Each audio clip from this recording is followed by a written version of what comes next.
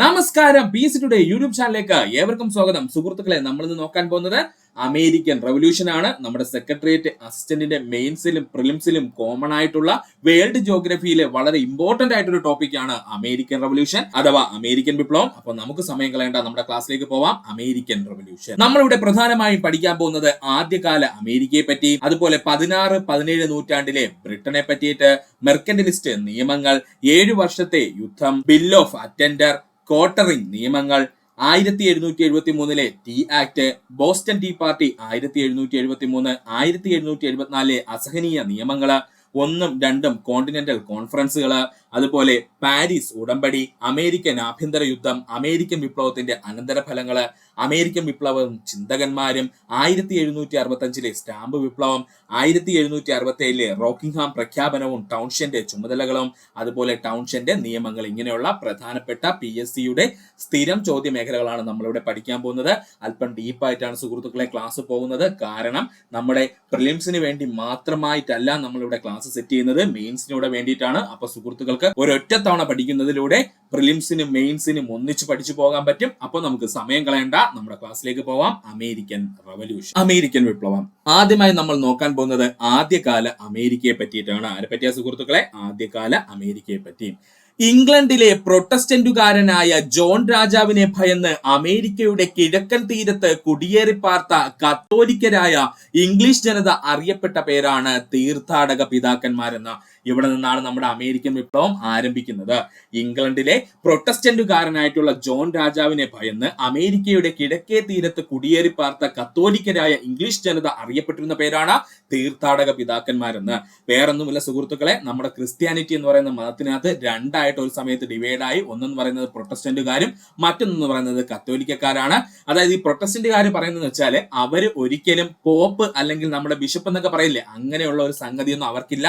അപ്പൊ അവരെന്ന് പറയുന്നത് ഒരു വ്യക്തിയുടെ കീഴിലല്ല അണിചേർന്നത്. എന്നാൽ ഈ കത്തോലിക്ക വിഭാഗക്കാരെന്ന് പറഞ്ഞാൽ നമുക്കറിയാം, അവർക്ക് ബിഷപ്പ് ഉണ്ട്, അല്ലെന്നുണ്ടെങ്കിൽ മാർപ്പാപ്പയുണ്ട് അല്ലെ, അവരുടെ ഹെഡായിട്ട് വത്തിക്കാൻ സിറ്റിയില്. അപ്പോ ഇതൊന്നും ഇല്ലാതെ യേശുദേവനെ പ്രാർത്ഥിക്കുന്നതിന് വേണ്ടിയിട്ട് വന്നവരാണ് ഈ പ്രൊട്ടസ്റ്റന്റ് ജനത എന്ന പേരിൽ അറിയപ്പെടുന്നത്. അപ്പൊ ഈ പ്രൊട്ടസ്റ്റന്റ് വിശ്വാസിയായിരുന്നു ആര്? നമ്മുടെ ഇംഗ്ലണ്ട് ഭരിച്ചുകൊണ്ടിരുന്ന ജോൺ രാജാവ്. അങ്ങനെ അദ്ദേഹം അവിടെ ഉണ്ടായിരുന്ന കത്തോലിക്ക വിഭാഗക്കാരായ ജനങ്ങളെ എല്ലാവരെയും അവിടെ നിന്ന് ഒഴിവാക്കണമെന്നുള്ള പ്രഖ്യാപനം നടത്തി. അവിടെ കലാപം ഉണ്ടാകുകയും ഈ കലാപത്തിൽ ഭയന്നിട്ട് കത്തോലിക്കരായ ഒരു കൂട്ടം ജനത എങ്ങോട്ട് മാറി? നേരെ വന്നിട്ട് അമേരിക്കയുടെ കിഴക്കൻ തീരങ്ങളിലെ കുടിയേറി പാർക്കുകയും ചെയ്തു.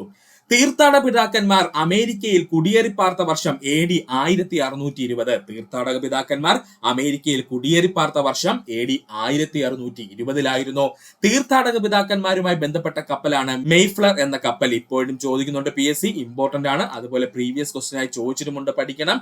തീർത്ഥാടക പിതാക്കന്മാർ ബന്ധപ്പെട്ട കപ്പലിന്റെ പേരെന്താണ്? മെയ്ഫ്ലർ എന്ന കപ്പൽ. AD 1620 അമേരിക്കയിലേക്ക് കുടിയേറിപ്പാർത്ത തീർത്ഥാടക പിതാക്കന്മാരുടെ എണ്ണം 102. പഠിച്ചോളണേ. AD 1620 അമേരിക്കയിലേക്ക് കുടിയേറിപ്പാർത്ത തീർത്ഥാടക പിതാക്കന്മാരുടെ എണ്ണം എത്രയാ സുഹൃത്തുക്കളെ? 102. തീർത്ഥാടക പിതാക്കന്മാർ ആദ്യകാലത്ത് അറിയപ്പെട്ടിരുന്ന പേരാണ് ഓൾഡ് കമേഴ്സ് എന്ന്. പഠിച്ചോളണേ. തീർത്ഥാടക പിതാക്കന്മാരെ ആദ്യകാലത്ത് അറിയപ്പെട്ടിരുന്ന പേരെന്തായിരുന്നു? ഓൾഡ് കമേഴ്സ് എന്നായിരുന്നു.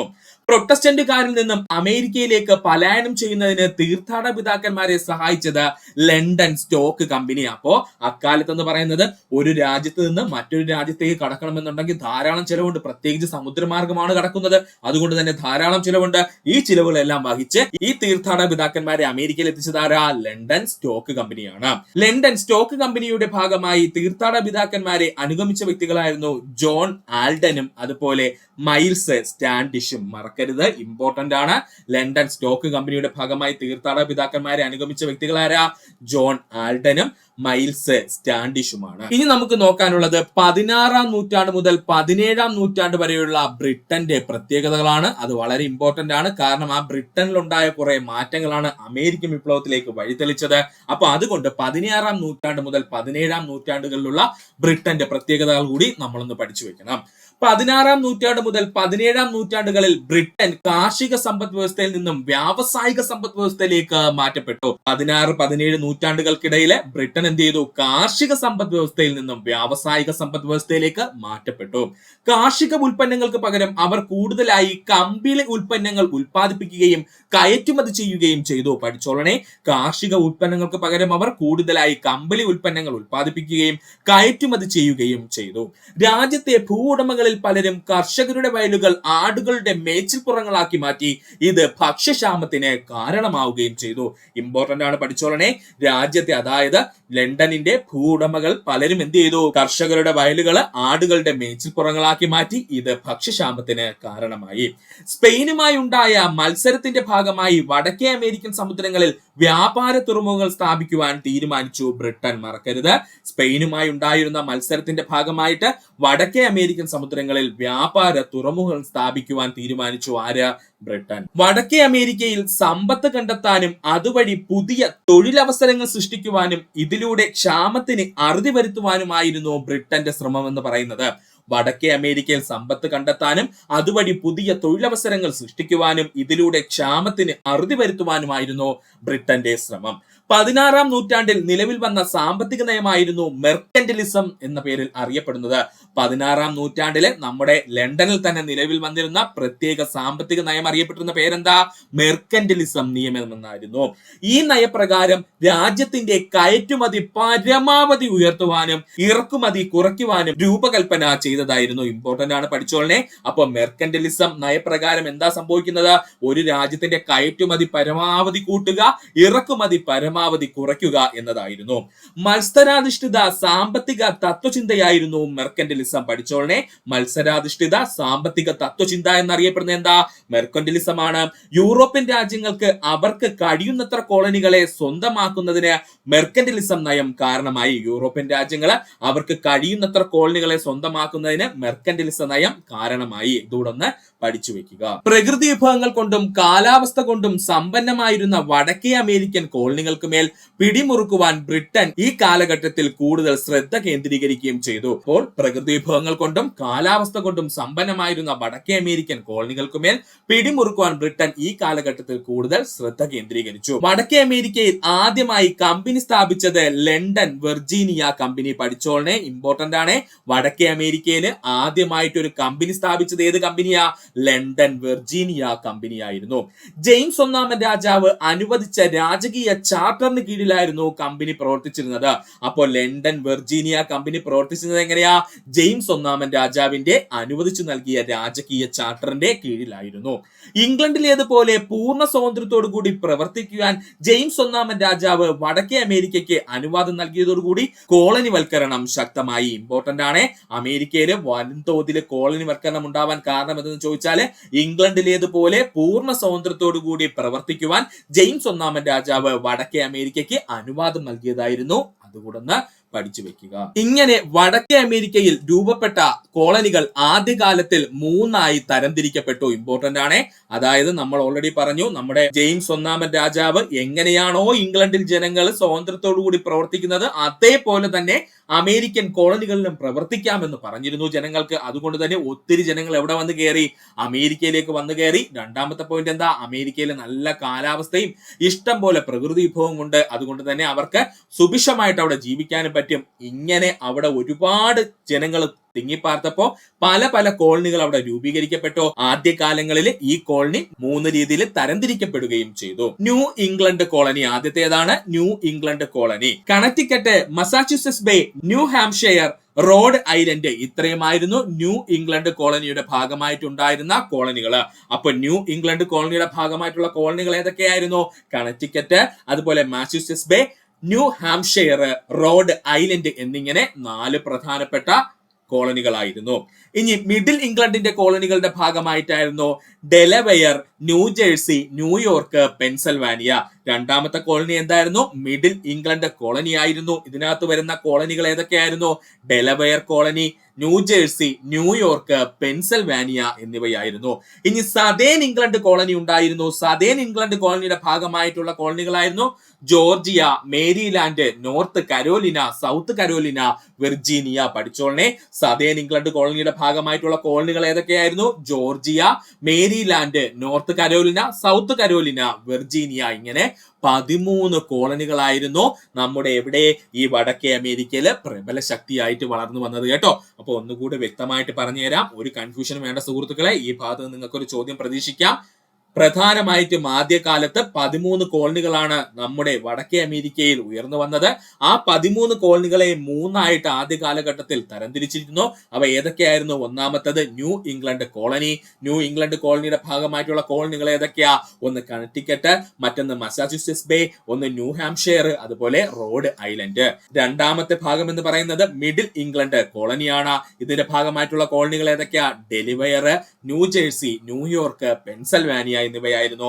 ഇനി സദേൺ ഇംഗ്ലണ്ട് കോളനികൾ ഏതൊക്കെയായിരുന്നു ചോദിച്ചാൽ Georgia, Maryland, North Carolina, South Carolina, Virginia എന്നിവയായിരുന്നു പഠിക്കുക. 1760 ആയപ്പോഴേക്കും ഇംഗ്ലണ്ടും സ്കോട്ട്ലാൻഡും ഗ്രേറ്റ് ബ്രിട്ടൻ എന്ന പേരിൽ ഒറ്റ രാജ്യമായി മാറി. ഇതോടെ 13 അമേരിക്കൻ കോളനികളും ശക്തി പ്രാപിക്കുകയും ചെയ്തു. ഇമ്പോർട്ടന്റ് ആണ്. 1760 ഇംഗ്ലണ്ടും സ്കോട്ട്ലാൻഡും കൂടെ ഗ്രേറ്റ് ബ്രിട്ടൻ എന്ന പേരിൽ ഒറ്റ രാജ്യമായി മാറുകയും ഇതോടെ 13 അമേരിക്കൻ കോളനികൾക്ക് ശക്തി പ്രാപിക്കുകയും ചെയ്തു. പഠിക്കുക. ഇനി നമുക്ക് പഠിക്കുവാനുള്ളത് 7 വർഷത്തെ യുദ്ധങ്ങളാണ്. ഏറ്റവും ഇമ്പോർട്ടന്റ് ആയിട്ടുള്ള പോയിന്റ് ആണ് സുഹൃത്തുക്കളെ, ശ്രദ്ധിച്ചിരിക്കുക. 7 വർഷത്തെ യുദ്ധങ്ങൾ. അമേരിക്കൻ സ്വാതന്ത്ര്യ വിപ്ലവത്തിന് പ്രേരണയായ യുദ്ധം എന്ന പേരിൽ അറിയപ്പെടുന്നത് 7 വർഷത്തെ യുദ്ധങ്ങൾ. അമേരിക്കൻ സ്വാതന്ത്ര്യ വിപ്ലവത്തിന് പ്രേരണയായ യുദ്ധം എന്ന പേരിൽ അറിയപ്പെടുന്നത് ഏതാണ്? 7 വർഷത്തെ യുദ്ധങ്ങളാണ്. ഫ്രാൻസിനും സഖ്യകക്ഷികൾക്കുമെതിരെ ഗ്രേറ്റ് ബ്രിട്ടനും സഖ്യകക്ഷികളും തമ്മിൽ നടത്തിക്കൊണ്ടിരുന്ന യുദ്ധങ്ങളുടെ പരമ്പരയായിരുന്നു 7 വർഷത്തെ യുദ്ധങ്ങൾ. പഠിച്ചോളണേ, ഇമ്പോർട്ടന്റ് ആണ്. ഫ്രാൻസിനോട് ഒത്തു നിൽക്കുന്ന മറ്റു സഖ്യകക്ഷികൾക്കും അതുപോലെ തന്നെ ഗ്രേറ്റ് ബ്രിട്ടനോട് ചേർന്ന് നിൽക്കുന്ന സഖ്യകക്ഷികളും തമ്മിൽ നടത്തിക്കൊണ്ടിരുന്ന യുദ്ധങ്ങളുടെ പരമ്പര അറിയപ്പെട്ടിരുന്ന പേരാണ് 7 വർഷത്തെ യുദ്ധങ്ങൾ എന്ന്. അമേരിക്കയിൽ 7 വർഷത്തെ യുദ്ധങ്ങൾ അറിയപ്പെട്ടിരുന്ന പേര് ഫ്രഞ്ച് ഇന്ത്യൻ യുദ്ധം എന്നായിരുന്നു. അമേരിക്കയിലെ 7 വർഷത്തെ യുദ്ധങ്ങൾ അറിയപ്പെട്ടിരുന്ന പേരെന്തായിരുന്നു? ഫ്രഞ്ച് ഇന്ത്യൻ യുദ്ധം അല്ലെങ്കിൽ ഫ്രഞ്ച് റെഡ് ഇന്ത്യൻ യുദ്ധം എന്ന പേരിലാണ് അറിയപ്പെട്ടിരുന്നത് കേട്ടോ. നമ്മുടെ ഇന്ത്യ അല്ല, റെഡ് ഇന്ത്യൻ ആണ് ഉദ്ദേശിക്കുന്നത്. ഇതുകൂടെ സുഹൃത്തുക്കളൊന്ന് പഠിച്ചു വെക്കുക. ഇനി നമുക്ക് നോക്കുവാനുള്ളത് 7 വർഷത്തെ യുദ്ധങ്ങൾ ഉണ്ടാകുന്നതിന് കാരണമാണ്. ഇമ്പോർട്ടന്റ് പോയിന്റ് ആണ്. പ്രത്യേകിച്ച് നമ്മുടെ സെക്രട്ടേറിയറ്റ് അസിസ്റ്റന്റിന്റെ മെയിൻ എക്സാമിന് നിങ്ങൾക്ക് ഈ ഭാഗത്ത് നിന്ന് ചോദ്യങ്ങൾ പ്രതീക്ഷിക്കാം. 7 വർഷത്തെ യുദ്ധങ്ങൾക്ക് കാരണം ബ്രിട്ടന്റെ ഭരണത്തിന് കീഴിലിരുന്ന ഒഹായോ നദീതീര പ്രദേശം യാതൊരു പ്രകോപനവും കൂടാതെ ഫ്രഞ്ച് സൈന്യം പിടിച്ചെടുക്കുവാൻ ശ്രമിച്ചത് ബ്രിട്ടനും തമ്മിൽ സായുധ പോരാട്ടത്തിന് തുടക്കം കുറിച്ചു. ഇമ്പോർട്ടന്റ് ആണ്. ബ്രിട്ടന്റെ ഭരണത്തിന് കീഴിലിരുന്ന ഒഹായോ നദീതീര പ്രദേശം യാതൊരു പ്രകോപനവും കൂടാതെ ഫ്രഞ്ച് സൈന്യം പിടിച്ചെടുക്കുവാൻ ശ്രമിച്ചത് ബ്രിട്ടനും ഫ്രാൻസും തമ്മിലുള്ള സായുധ പോരാട്ടത്തിന് തുടക്കം കുറിച്ചു. 1756 തുടർച്ചയായ പരാജയം നേരിട്ട ബ്രിട്ടൻ സാമ്പത്തികമായി തകർന്നു തുടങ്ങി. 1756 തുടർച്ചയായിട്ട് പരാജയം നേരിട്ട ബ്രിട്ടൻ സാമ്പത്തികമായി തകർന്നു തുടങ്ങി. 1757 ഒരു അട്ടിമറിയിലൂടെ ഫ്രാൻസിന് മേൽ ബ്രിട്ടൻ വിജയം കൈവരിക്കുകയും ഇതിനായി ബ്രിട്ടന്റെ പ്രധാനമന്ത്രിയായ വില്യം പിറ്റ്, പേര് മറക്കരുത്, ഇമ്പോർട്ടന്റ് ആണ്. പ്രധാനമന്ത്രിയുടെ പേരെന്തായിരുന്നു? William pit. വൻതുകകൾ ഫ്രാൻസിനെതിരെ നിൽക്കുന്ന രാജ്യങ്ങൾക്ക് ധനസഹായമായി നൽകുവാൻ തുടങ്ങി. മറ്റു രാജ്യങ്ങളിൽ നിന്നും വൻതുകകൾ കടമായി കൈപ്പറ്റി അമേരിക്കൻ കോളനികൾക്ക് സൈനിക ബലം ശക്തിപ്പെടുത്തുവാനും നൽകാൻ ആരും മറന്നില്ല. നമ്മുടെ പ്രധാനമന്ത്രിയായിട്ടുള്ള വില്യം പിറ്റ് മറന്നില്ല. കൺഫ്യൂഷൻ ഒന്നുമില്ല. ഇത്രയുള്ള സുഹൃത്തുക്കളെ പറഞ്ഞത്. 1757 ഒരു അട്ടിമറിയിലൂടെ ഫ്രാൻസിന് മേൽ ബ്രിട്ടൻ വിജയം കൈവരിക്കുകയും ഇതിനായിട്ട് ബ്രിട്ടന്റെ പ്രധാനമന്ത്രിയായിട്ടുള്ള വില്യം പിറ്റ് എന്താ ചെയ്തത്? വൻതുകകൾ ഫ്രാൻസിനെതിരായി നിൽക്കുന്ന രാജ്യങ്ങൾക്ക് ധനസഹായമായിട്ട് നൽകുവാൻ തുടങ്ങി. വേറെ ആരുമല്ല, ഫ്രാൻസിനെതിരെ പ്രധാനമായിട്ട് നിന്നത് നമ്മുടെ പേർഷ്യയാണ് കേട്ടോ. അപ്പൊ പേർഷ്യക്ക് എന്ത് ചെയ്തു? നമ്മുടെ ബ്രിട്ടൻ ധാരാളം ധനം എന്ത് ചെയ്തു? ഈ പട്ടാളക്കാർക്ക് വേണ്ടിയിട്ടും അല്ലെങ്കിൽ അവിടെ സൈനിക ബലം വളർത്തുന്നതിന് വേണ്ടിയിട്ടൊക്കെ നൽകി കേട്ടോ. ആരാ നൽകിയത്? ബ്രിട്ടന്റെ പ്രധാനമന്ത്രിയായിട്ടുള്ള വില്യം പീറ്റ് ആണ് നൽകിയത്. അപ്പോ ഇങ്ങനെ വന്നതോടുകൂടി അതിനോടൊപ്പം തന്നെ പുള്ളി എന്തും കൂടെ ചെയ്തു? ഈ അമേരിക്കൻ കോളനികളിൽ സൈനിക ബലം ശക്തിപ്പെടുത്തുന്നതിന് വേണ്ടി അവിടെയും കൊണ്ടുവന്ന് വൻതുകകള് നിക്ഷേപിച്ചു. ഇങ്ങനെയാണ് 1757 അട്ടിമറിയിലൂടെ ബ്രിട്ടൻ ആരെ തോൽപ്പിച്ചത്? ഫ്രാൻസിനെ തോൽപ്പിച്ചത്. 1760 ഫ്രഞ്ച് ജനത കാനഡയിൽ നിന്നും പുറത്താക്കപ്പെടുകയും ഇന്ത്യയിൽ ബ്രിട്ടീഷുകാരെ തുരത്തുവാനായി ഫ്രാൻസ് നടത്തിയ ശ്രമം വിഫലമാവുകയും ചെയ്തു. ഇത് റെഡ് ഇന്ത്യൻസ് അല്ല, നമ്മുടെ ഇന്ത്യ എന്ന് പറയുന്ന രാജ്യം തന്നെയാണ്. അപ്പോൾ 1760കളില് ഫ്രഞ്ച് ജനത കാനഡയിൽ നിന്നും പുറത്താക്കപ്പെടുകയും ഇന്ത്യയിൽ ബ്രിട്ടീഷുകാരെ തുരത്തുവാനായി ഫ്രാൻസ് നടത്തിയ ശ്രമം വിഫലമാവുകയും ചെയ്തു. ഇതോടെ ന്യൂ ഫ്രാൻസ് എന്ന പേരിൽ വടക്കേ അമേരിക്കയിൽ ഉണ്ടായിരുന്ന ഫ്രഞ്ച് കോളനികൾ മുഴുവൻ ബ്രിട്ടന്റെ നിയന്ത്രണത്തിലാവുകയും ഇത് ഫ്രാൻസിന് വലിയ തോതിൽ സാമ്പത്തിക നഷ്ടം ഉണ്ടാക്കുകയും ചെയ്തു. പഠിച്ചോളണേ, ഇതോടെ അതായത് 1760 ഫ്രഞ്ച് ജനത കാനഡയിൽ നിന്ന് ഇറങ്ങിക്കൊടുക്കേണ്ടി വന്നു. കാരണം എന്താ? 7 വർഷ യുദ്ധത്തിൽ ആര് വിജയിച്ചു സുഹൃത്തുക്കളെ? നമ്മുടെ ബ്രിട്ടൻ വിജയിക്കുകയും അതോടുകൂടി ഫ്രാൻസിന് കാനഡ വിട്ട് പോകേണ്ടി വന്നു. ഇതേ സമയം തന്നെ ഫ്രാൻസ് എന്ത് ചെയ്തു എന്ന് ചോദിച്ചാൽ ഇന്ത്യ പിടിച്ചടക്കാനായിട്ട് ഇന്ത്യയിലുള്ള ബ്രിട്ടീഷുകാരുമായിട്ട് ഒരു യുദ്ധം നടത്തി. അതിലും ആര് തോറ്റു? ഫ്രാൻസ് തോറ്റു. അതോടുകൂടി ഫ്രാൻസ് എന്ത് ചെയ്തു? മുട്ടുമടക്കി. അങ്ങനെ ന്യൂ ഫ്രാൻസ് എന്ന വടക്കേ അമേരിക്കയിൽ ഉണ്ടായിരുന്ന ഫ്രഞ്ച് കോളനികൾ മുഴുവൻ ബ്രിട്ടന്റെ നിയന്ത്രണത്തിലാവുകയും ഇത് ഫ്രാൻസിന് വലിയ തോതിൽ സാമ്പത്തിക നഷ്ടം ഉണ്ടാക്കുകയും ചെയ്തു. ഇതോടെ ഫ്രാൻസ് യുദ്ധത്തിൽ നിന്ന് പിന്മാറുകയും തോൽവി സമ്മതിക്കുകയും കാനഡയും മിസിസിപ്പി നദിയുടെ കിഴക്ക് ഭാഗത്തുള്ള ഒഹായോ താഴ്വരയും ഗ്രേറ്റ് ബ്രിട്ടന് തിരിച്ചു നൽകുകയും ചെയ്തു. അപ്പോ 7 വർഷ യുദ്ധം തോറ്റ ഫ്രാൻസ് എന്താ ചെയ്തത്? തോൽവി സമ്മതിച്ചു. കാനഡയും മിസിസിപ്പി നദിക്ക് കിഴക്ക് ഭാഗത്തുള്ള ഒഹായോ താഴ്വരയും ഗ്രേറ്റ് ബ്രിട്ടന് തിരിച്ചു നൽകുകയും ചെയ്തു. ഇനി നമുക്ക് നോക്കാനുള്ളത് 7 വർഷത്തെ യുദ്ധങ്ങളുടെ അനന്തരഫലമാണ്. വളരെ ഇമ്പോർട്ടന്റ് ആണ്. അതായത് നമ്മുടെ അമേരിക്കൻ വിപ്ലവം ഉണ്ടാവുന്നതിന് കാരണം കിടക്കുന്നത് ഈ 7 വർഷത്തെ യുദ്ധങ്ങളുടെ അനന്തരഫലങ്ങളിലാണ് കേട്ടോ. അപ്പൊ നമുക്ക് ഓരോന്നായിട്ട് നോക്കാം. 7 വർഷത്തെ യുദ്ധങ്ങളുടെ അനന്തരഫലമായി ബ്രിട്ടൻ സാമ്പത്തികമായി തകർന്നു. 7 വർഷത്തെ യുദ്ധങ്ങളുടെ അനന്തരഫലമായിട്ട് ബ്രിട്ടൻ സാമ്പത്തികമായി തകർന്നു. യുദ്ധം വിജയിച്ച് ലഭിച്ച ഭൂപ്രദേശങ്ങൾ ഭരിക്കുന്നതിന് പോലും ബ്രിട്ടന് സാമ്പത്തികപരമായി കഴിയുമായിരുന്നില്ല. ഇതായിരുന്നു കാരണം കേട്ടോ. കാരണം എന്താ? ബ്രിട്ടൻ കൊണ്ടുവന്നിട്ട് ഈ ഫ്രാൻസിനെതിരെ നിൽക്കുന്ന എല്ലാ രാജ്യങ്ങൾക്കും യുദ്ധം നടത്താൻ വേണ്ടി പണം കൊണ്ട് ഇങ്ങനെ ചെലവാക്കിക്കൊണ്ടിരുന്നു. അതുപോലെ തന്നെ അമേരിക്കൻ കോളനികൾക്കും സൈന്യം രൂപീകരിക്കാൻ വേണ്ടി കുറെ പണം കൊണ്ടൊന്ന് കൊടുത്തു. അങ്ങനെ സാമ്പത്തികമായിട്ട് ബ്രിട്ടൻ എന്ത് ചെയ്തു? തകർന്നു നിന്നു. എപ്പോഴ്? ഈ 7 വർഷത്തെ യുദ്ധം വിജയിച്ചതിന് ശേഷം. അപ്പോൾ യുദ്ധം വിജയിച്ച് ലഭിച്ച പ്രദേശങ്ങൾ ഭരിക്കുന്നതിന് പോലും ബ്രിട്ടന് സാമ്പത്തികമായി കഴിയുമായിരുന്നില്ല. അവരെയും മിസിസിപ്പി കാനഡ പ്രദേശങ്ങളിൽ അധിവസിച്ചിരുന്ന ഫ്രഞ്ച് കോളനിയുടെ ഭാഗമായ കത്തോലിക്ക വിശ്വാസികളായ ഫ്രഞ്ച് സംസാരിക്കുന്ന ജനങ്ങൾ ബ്രിട്ടൻ രാജാവിന്റെയോ ഇംഗ്ലീഷിന്റെ പൊതു നിയമങ്ങളുടെ കീഴിൽ ജീവിക്കാനോ ആഗ്രഹിച്ചില്ല. അതുവരെയും മിസിസിപ്പി കാനഡ പ്രദേശങ്ങളിൽ അധിവസിച്ചിരുന്ന ഫ്രഞ്ച് കോളനിയുടെ ഭാഗമായ കത്തോലിക്ക വിശ്വാസികളായ ഫ്രഞ്ച് സംസാരിക്കുന്ന ജനങ്ങൾ ബ്രിട്ടൻ രാജാവിന്റെയോ ഇംഗ്ലീഷ് പൊതു നിയമത്തിന് കീഴിലോ ജീവിക്കാൻ ആഗ്രഹിച്ചില്ല. ഇത് മറ്റൊരു കാരണമായിട്ട് പറയപ്പെടുന്നു. അപ്പോ അതുവരെയും ആരുടെ കീഴിലായിരുന്നു? നമ്മൾ ഓൾറെഡി പറഞ്ഞിരുന്നു, ന്യൂ ഫ്രാൻസ് എന്ന പേരില് കനേഡിയൻ പ്രദേശങ്ങൾക്ക് ഒരു കോളനി ഉണ്ടായിരുന്നു. ആർക്ക്? നമ്മുടെ ഫ്രാൻസിന്. അതുകൊണ്ട് തന്നെ ഈ ഫ്രാൻസ് പിൻവാങ്ങിയപ്പോൾ അവിടെയുള്ള ജനങ്ങൾ പോയോ? ഇല്ല, അവർ അവിടെ തന്നെ ഉണ്ടായിരുന്നു. പക്ഷെ അവരെന്തായിരുന്നു? ശക്തമായ കത്തോലിക്ക വിശ്വാസികളായിരുന്നു. അതുപോലെ തന്നെ അവർ ഫ്രഞ്ച് സംസാരിക്കുന്നവരുമായിരുന്നു. അവർക്ക് ബ്രിട്ടനിലെ രാജാവിനെയോ അതുപോലെ ഇംഗ്ലീഷിന്റെ പൊതു നിയമങ്ങളോ അംഗീകരിക്കാൻ അവര് ആഗ്രഹിച്ചില്ല. രാഷ്ട്രീയപരമായും സാമ്പത്തികപരമായും തകർച്ചയുടെ വക്കിലായിരുന്ന 7 വർഷത്തെ യുദ്ധങ്ങളുടെ അനന്തരഫലം ബ്രിട്ടൻ എന്നുള്ളത് വളരെ ഇമ്പോർട്ടന്റ് ആണ്. അപ്പോൾ 7 വർഷത്തെ യുദ്ധത്തിന്റെ ഫലമായിട്ട് ബ്രിട്ടന് സമ്പത്തായിട്ട് ഉയർന്നോ സുഹൃത്തുക്കളെ? ഇല്ല, സാമ്പത്തികമായിട്ട് ഉയർന്നില്ല. ബ്രിട്ടൻ തകരുകയാണ് ചെയ്തത്. ഇങ്ങനെയുള്ള പോയിന്റ്സ് ഒക്കെ പഠിച്ചു വെക്കണം. ഉറപ്പായിട്ട് PSC ചോദിക്കും. ഫ്രാൻസിന്റെ പരാജയത്തോടെ അമേരിക്കൻ കോളനികൾ പുതിയ നിയമനിർമ്മാണ സഭ രൂപീകരിക്കുവാനോ യുദ്ധം മൂലമുണ്ടായ ചിലവുകൾ പരിഹരിക്കാനോ ബ്രിട്ടന് കഴിഞ്ഞില്ല. ഫ്രാൻസിന്റെ പരാജയത്തോടെ അമേരിക്കൻ കോളനികളിൽ പുതിയ നിയമനിർമ്മാണ സഭ രൂപീകരിക്കുവാനോ യുദ്ധം മൂലമുണ്ടായ ചിലവുകൾ പരിഹരിക്കുവാനോ ബ്രിട്ടന് കഴിഞ്ഞില്ല. ഫ്രാൻസിന്റെ പരാജയം അമേരിക്കൻ ജനതയുടെ ആത്മവിശ്വാസം വർദ്ധിപ്പിച്ചുവെങ്കിലും റെഡ് ഇന്ത്യൻസ് നടത്തിയിരുന്ന കലാപങ്ങൾ അടിച്ചമർത്തുന്നതിന് അമേരിക്കൻ കോളനികളിൽ ബ്രിട്ടീഷ് സൈനിക താവളമാക്കിയത് അമേരിക്കൻ ജനതയ്ക്ക് അമർഷമുണ്ടായിരുന്നു. ഇമ്പോർട്ടന്റ് ആണ്. അതായത് ഫ്രാൻസിന്റെ പരാജയം അമേരിക്കൻ ജനതയുടെ ആത്മവിശ്വാസം വർദ്ധിപ്പിച്ചു. എങ്ങനെയാ വർദ്ധിപ്പിക്കുന്നത്? അവർക്ക് അമേരിക്കയിലെ കൂടുതൽ പ്രദേശങ്ങൾ എക്സ്പ്ലോർ ചെയ്യാൻ പറ്റും അല്ലെ, അല്ലെങ്കിൽ കൂടുതൽ പ്രദേശങ്ങൾ അവർക്ക് കയ്യേറി കൃഷി ചെയ്യാൻ പറ്റും. അപ്പോൾ അങ്ങനെ ഒരു ഉപയോഗം അതിനകത്ത് ഉണ്ടായിരുന്നെങ്കിലും ഈ അമേരിക്കയിലെ ആദിമ നിവാസികളായിട്ടുള്ള റെഡ് ഇന്ത്യൻസ് എന്നറിയപ്പെടുന്ന ഗോത്ര വിഭാഗങ്ങൾ ഇടയ്ക്കിടയ്ക്ക് എന്ത് ചെയ്യും? വന്നിട്ട് നേരെ ഈ അമേരിക്കയിൽ ഉണ്ടായിരുന്ന കോളനി ജനങ്ങളോട് എന്ത് ചെയ്യും? കലാപങ്ങൾ അഴിച്ചുവിടുമായിരുന്നു. അപ്പൊ ഇതിനെ അടിച്ചമർത്താൻ വേണ്ടി ബ്രിട്ടൻ ഒരു കാര്യം ചെയ്തു. അവരുടെ സൈനിക താവളമാക്കി മാറ്റി അമേരിക്കയിലെ ഈ കോളനി ഏരിയകൾ എന്ന് പറയുന്നത്. ഇത് അമേരിക്കൻ ജനതയ്ക്ക് അമർഷമുണ്ടാക്കി. ഫ്രാൻസും ബ്രിട്ടനും ആദ്യകാലങ്ങളിൽ കൃഷിയോഗ്യമായ കൂടുതൽ പ്രദേശങ്ങൾ കൈയടക്കുന്നതിന് വേണ്ടി ബ്രിട്ടീഷുകാരെ അപ്പലാച്ചിയൻ പർവ്വത പ്രദേശങ്ങളിൽ കുടിയേറി പാർത്തിരുന്ന ഉണ്ടായിരുന്ന റെഡ് ഇന്ത്യൻസുമായി സൗഹൃദം സ്ഥാപിക്കുകയും അവർക്ക് വിലയേറിയ സമ്മാനങ്ങൾ നൽകുകയും ചെയ്തു. ഫ്രാൻസിന്റെ പതനത്തോടുകൂടി ആത്മവിശ്വാസം ലഭിച്ച ബ്രിട്ടീഷ് സൈന്യം റെഡ് ഇന്ത്യൻ ഗോത്രവർഗക്കാരുടെ സൗഹൃദം തങ്ങൾക്ക് ആവശ്യമില്ല എന്ന് പ്രഖ്യാപിച്ചു. ഇതിൽ പ്രധാനിയായിരുന്നു ബ്രിട്ടീഷ് സൈനിക തലവനായിട്ടുള്ള ആംഹെർസ്റ്റ് എന്നുള്ളത്. ഈ ആംഹെർസ്റ്റ് എന്നുള്ള പേര് അങ്ങ് പഠിച്ചു വെച്ചോളണേ, ഇമ്പോർട്ടന്റ് ആണ്. ഫ്രാൻസിന്റെ പതനത്തോടുകൂടി ആത്മവിശ്വാസം ലഭിച്ച ബ്രിട്ടീഷ് സൈന്യം റെഡ് ഇന്ത്യൻ ഗോത്രവർഗക്കാരുടെ സൗഹൃദം തങ്ങൾക്ക് ആവശ്യമില്ല എന്ന് പ്രഖ്യാപിക്കുകയും ഇതിൽ ഏറ്റവും പ്രധാനിയായിട്ട് മുന്നിൽ നിന്ന വ്യക്തിത്വമാരാ? ബ്രിട്ടീഷ് സൈനിക തലവനായ ആംഹെർസ്റ്റ് ആയിരുന്നു. 1763 വർഷം മറക്കരുത്, 1763 ഒട്ടാവയിലെ റെഡ് ഇന്ത്യൻ നേതാവായ പോണ്ടിയാക്ക് ഗ്രേറ്റ് തടാകങ്ങളുടെ തീരത്തുണ്ടായിരുന്ന ബ്രിട്ടീഷ് സൈനിക ക്യാമ്പുകളും കുടിയേറ്റ പ്രദേശങ്ങളും ആക്രമിച്ചു. 1763 ഒട്ടാവയിലെ റെഡ് ഇന്ത്യൻ നേതാവായിട്ടുള്ള പോണ്ടിയാക്ക് ഗ്രേറ്റ് തടാകങ്ങളുടെ തീരത്തുണ്ടായിരുന്ന ബ്രിട്ടീഷ് സൈനിക ക്യാമ്പുകളും കുടിയേറ്റ പ്രദേശങ്ങളും ആക്രമിച്ചു. അതിർത്തിയിൽ സ്ഥിതി ചെയ്യുന്ന 8 ബ്രിട്ടീഷ് കോട്ടകൾ റെഡ് ഇന്ത്യൻസ് പിടിച്ചെടുക്കുകയും ചെയ്തു.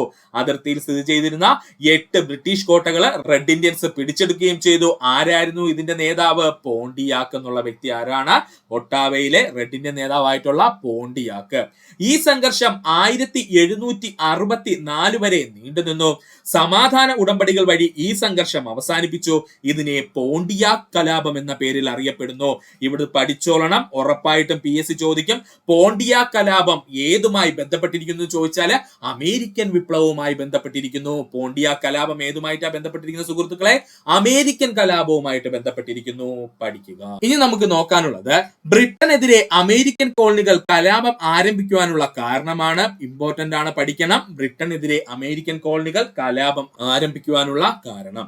ബ്രിട്ടന് അമേരിക്കൻ കോളനികൾക്ക് മേൽ കൈക്കൊണ്ടിരുന്ന സമീപനത്തിൽ പെട്ടെന്നുണ്ടായ മാറ്റം. ബ്രിട്ടൻ അമേരിക്കൻ കോളനികൾക്ക് മേലെ കൈക്കൊണ്ടിരുന്ന സമീപനത്തിൽ പെട്ടെന്നുണ്ടായ മാറ്റം.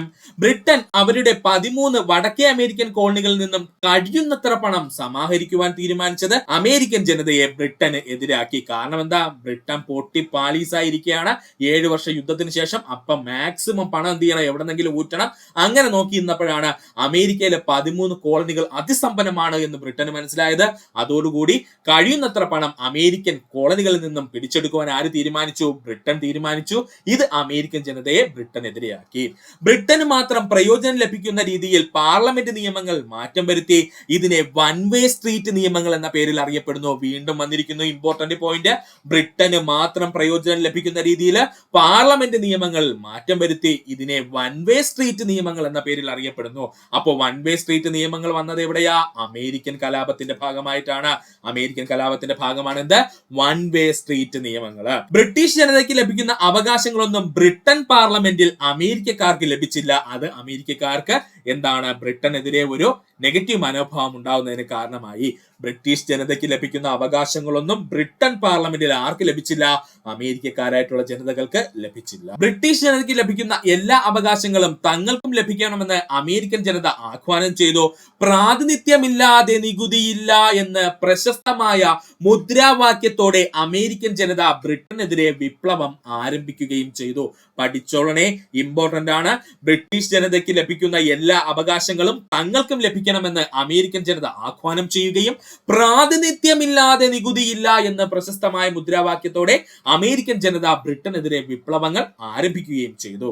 അതുവരെയും കാര്യക്ഷമമായി പ്രവർത്തിച്ചുകൊണ്ടിരുന്ന അമേരിക്കൻ ക്രിമിനൽ ജസ്റ്റിസ് സിസ്റ്റത്തിനെ പിരിച്ചുവിടുകയും ബ്രിട്ടന്റെ നേതൃത്വത്തിലുള്ള ജഡ്ജിമാരെ നിയമിക്കുകയും വിധികളും ശിക്ഷകളും പൂർണ്ണമായി ഈ ജഡ്ജിമാരുടെ നിയന്ത്രണത്തിൽ ഏർപ്പെടുത്തുകയും ചെയ്തു, അല്ലെങ്കിൽ ഏൽപ്പിക്കുകയും ചെയ്തു. ആര്?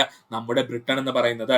അപ്പോൾ അതുവരെയും കാര്യക്ഷമമായി പ്രവർത്തിച്ചുകൊണ്ടിരുന്ന അമേരിക്കൻ ക്രിമിനൽ ജസ്റ്റിസ് സിസ്റ്റത്തിനെ പിരിച്ചുവിടുകയും ബ്രിട്ടന്റെ നിയന്ത്രണത്തിലുള്ള ജഡ്ജിമാരെ നിയമിക്കുകയും വിധികളും ശിക്ഷകളും പൂർണ്ണമായി ഈ ജഡ്ജിമാരുടെ നിയന്ത്രണത്തിൽ ഏൽപ്പിക്കുകയും ചെയ്തു ബ്രിട്ടൻ. അമേരിക്കൻ കോളനികളിൽ പ്രാദേശികമായി തിരഞ്ഞെടുക്കപ്പെട്ട നിരവധി സർക്കാരുകൾ പ്രവർത്തിച്ചിരുന്നു. കോളനികളിലെ പ്രവർത്തനങ്ങളെ കാര്യക്ഷമമായി തന്നെ നിയന്ത്രിച്ചിരുന്നു ഈ പ്രാദേശിക സർക്കാരുകൾ. ഈ പ്രാദേശിക സർക്കാരുകളെ മുഴുവൻ എന്ത് ചെയ്തു? ബ്രിട്ടൻ സ്വയംഭരണം അവകാശമില്ല എന്ന പേരിൽ പിരിച്ചുവിടുകയും ചെയ്തു.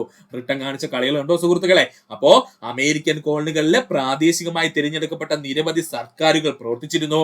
ഈ സർക്കാരുകളായിരുന്നു അമേരിക്കൻ കോളനികളിലെ പ്രവർത്തനങ്ങൾ മുഴുവൻ മുഴുവൻ കാര്യക്ഷമമായി കൊണ്ടുപോയിക്കൊണ്ടിരുന്നത്. ബ്രിട്ടൻ വന്നിട്ട് പറഞ്ഞു, ഇനി മുതൽ ഈ പറഞ്ഞിരിക്കുന്ന പ്രാദേശിക സർക്കാരുകൾ പ്രവർത്തിക്കാൻ പാടില്ല. കാരണം എന്താ? സ്വയംഭരണാവകാശം ഈ പ്രാദേശിക സർക്കാരുകൾക്കില്ല എന്ന് പറഞ്ഞിട്ട് അവരെ മുഴുവൻ പിരിച്ചുവിടുകയും ചെയ്തു. ഇനി നമുക്ക് നോക്കുവാനുള്ളത് അമേരിക്കൻ കോളനികളുടെ മേൽ ബ്രിട്ടീഷ് പാർലമെന്റ് കൊണ്ടുവന്ന കരിനിയമങ്ങളാണ്. ഇനി പറയാൻ പോകുന്ന കരിനിയമങ്ങൾ മൊത്തവും പഠിച്ചോളണം. ഇതിൽ നിന്ന് ഒരെണ്ണം ഉറപ്പായിട്ടും നിങ്ങൾക്ക് പ്രതീക്ഷിക്കാം. അമേരിക്കൻ കോളനികളുടെ മേൽ ബ്രിട്ടീഷ് പാർലമെന്റ് കൊണ്ടുവന്ന കരിനിയമങ്ങൾ. ആദ്യത്തെ നിയമം തന്നെയാണ് മെർക്കന്റലിസ്റ്റ് നിയമം. നമുക്ക് എല്ലാവർക്കും അറിയാവുന്ന നിയമമാണ് മെർക്കന്റലിസ്റ്റ് നിയമങ്ങൾ. കോളനികളിൽ നിന്നോ കോളനികളിലേക്കോ സാധനങ്ങൾ കൊണ്ടുപോകുന്നത് ഇംഗ്ലീഷ് കപ്പലുകളിലോ കോളനികളിൽ നിർമ്മിച്ച കപ്പലുകളിലോ മാത്രമായിരിക്കണം. ഒന്നാമത്തെ അവരുടെ നിയമം എന്തായിരുന്നു? കോളനികളിൽ നിന്നോ കോളനികളിലേക്കോ സാധനങ്ങൾ കൊണ്ടുപോകുന്ന ഇംഗ്ലീഷ് കപ്പലുകളായിരിക്കണം. അല്ലെന്നുണ്ടെങ്കിൽ എന്ത് ചെയ്യണം? കോളനികളിൽ നിർമ്മിച്ച കപ്പലുകളിൽ മാത്രമായിരിക്കണം. കോളനികളിൽ ഉൽപ്പാദിപ്പിക്കുന്ന പഞ്ചസാര, കമ്പിളി, പരുത്തി, പുകയില തുടങ്ങിയവ ഇംഗ്ലണ്ടിലേക്ക് മാത്രമേ കയറ്റി അയക്കാവൂ. ഇത് PSC പ്രീവിയസ് ആയിട്ട് ചോദിച്ചതാണ്, പഠിച്ചു വെച്ചോളണം. കോളനികളിൽ ഉൽപ്പാദിപ്പിക്കുന്ന പഞ്ചസാര, കമ്പിളി, പരുത്തി, പുകയില തുടങ്ങിയവ ഇംഗ്ലണ്ടിലേക്ക് മാത്രമേ കയറ്റി അയക്കാവൂ. ക്വസ്റ്റ്യൻ ഇങ്ങനെയാണ് ചോദിച്ചത്. മെർക്കന്റലിസ്റ്റ് നിയമത്തിന്റെ ഭാഗമായിട്ട് അമേരിക്കൻ കോളനികളിൽ നിന്നും ഉൽപ്പാദിപ്പിച്ച് ഇംഗ്ലണ്ടിലേക്ക് കടത്തിയ വസ്തുക്കൾ എന്തായിരുന്നെന്നാണ് ഉത്തരം. എന്താ? പഞ്ചസാര, കമ്പിളി, പരുത്തി, പുകയില എന്നിവയായിരുന്നു. കോളനികളിലെ നിയമപരമായ പ്രമാണങ്ങൾ, വർത്തമാന പത്രങ്ങൾ, ലഘുലേഖകൾ, ലൈസൻസുകൾ തുടങ്ങിയവയിലെല്ലാം ഇംഗ്ലണ്ടിന്റെ മുദ്ര പതിപ്പിക്കണം. മെർക്കന്റലിസ്റ്റ് നിയമങ്ങളാണ് നമ്മൾ പറയുന്നത്. കോളനികളിലെ നിയമപരമായ പ്രമാണങ്ങള്, വർത്തമാന പത്രങ്ങള്, ലഘുലേഖകള്, ലൈസൻസുകൾ തുടങ്ങിയവയിലെല്ലാം ഇംഗ്ലണ്ടിന്റെ മുദ്ര പതിപ്പിക്കണം. കോളനികളിൽ നിലനിർത്തിയിട്ടുള്ള ഇംഗ്ലീഷുകാരുടെ സൈന്യത്തിനുള്ള താമസവും അത്യാവശ്യ സൗകര്യങ്ങളും കോളനിക്കാർ നൽകണം. കോളനിയിൽ നിലനിർത്തിയിട്ടുള്ള ഇംഗ്ലീഷുകാരുടെ സൈന്യത്തിനുള്ള താമസവും അത്യാവശ്യ സൗകര്യങ്ങളും കോളനിക്കാർ നൽകണം. എന്തിനാ സുഹൃത്തുക്കളെ കോളനിയിൽ ഇവിടെ ഇംഗ്ലീഷുകാരുടെ സൈന്യത്തെ കൊണ്ട് നിർത്തിയത്?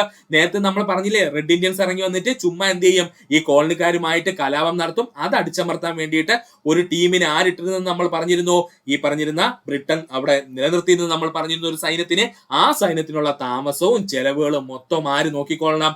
ഈ അമേരിക്കൻ കോളനികൾ നോക്കിക്കൊള്ളണം എന്ന് പറഞ്ഞു. കോളനികളിലേക്ക് ഇറക്കുമതി ചെയ്യുന്ന മൊളാസസ്, തേയില, ഗ്ലാസ്, കടലാസ് എന്നിവയ്ക്ക് ഇറക്കുമതി ചുങ്കം നൽകണം. കണ്ടോ? കോളനികളിലേക്ക്, അതായത് അമേരിക്കൻ കോളനികളിലേക്ക് ഇറക്കുമതി ചെയ്യുന്ന മൊളാസസ്, തേയില, ഗ്ലാസ്, കടലാസ് എന്നിവയ്ക്ക് ഇറക്കുമതി ചുങ്കം നൽകണമെന്നും ഏത് നിയമപ്രകാരം പറയുന്നു? മെർക്കന്റലിസ്റ്റ് നിയമപ്രകാരം പറയുന്നു. പഠിക്കുക. രണ്ടാമത്തെ നിയമമാണ് റിറ്റ്സ് ഓഫ് അസിസ്റ്റൻസ്. എന്താണ് റിറ്റ്സ് ഓഫ് അസിസ്റ്റൻസ്? കള്ളക്കടത്ത് നിരുത്സാഹപ്പെടുത്തുക എന്ന ലക്ഷ്യത്തോടെ യാതൊരു മുന്നറിയിപ്പും കൂടാതെ ഏതൊരു വസതിയോ കെട്ടിടമോ പരിശോധിക്കുവാനുള്ള അധികാരം ഉദ്യോഗസ്ഥർ നൽകിക്കൊണ്ട് റിറ്റ്സ് ഓഫ് അസിസ്റ്റൻസ് എന്ന കരിനിയമം നിലവിൽ വന്നു. ഈ നിയമം വ്യാപകമായി ദുരുപയോഗം ചെയ്യപ്പെട്ടു കേട്ടോ. അമേരിക്കൻ കോളനികൾ മേല് കള്ളക്കടത്ത് നിരുത്സാഹപ്പെടുത്തുക എന്ന ലക്ഷ്യത്തോടു കൂടി യാതൊരു മുന്നറിയിപ്പും കൂടാതെ ഈ പറഞ്ഞിരിക്കുന്ന ബ്രിട്ടീഷ് സൈന്യത്തിന് ഏതൊരു വസതിയോ അല്ലെങ്കിൽ ഏതൊരു കെട്ടിടത്തിലോ കയറിയിട്ട് അവർക്ക് അവിടെ സെർച്ച് ചെയ്യാനുള്ള അധികാരം ഉദ്യോഗസ്ഥർക്ക് നൽകിക്കൊണ്ട് റിറ്റ്സ് ഓഫ് അസിസ്റ്റന്റ് എന്ന കരിനിയമം നിലവിൽ വന്നു. ഈ നിയമം വ്യാപകമായിട്ട് ദുരുപയോഗം ചെയ്യപ്പെടുകയും ചെയ്തു.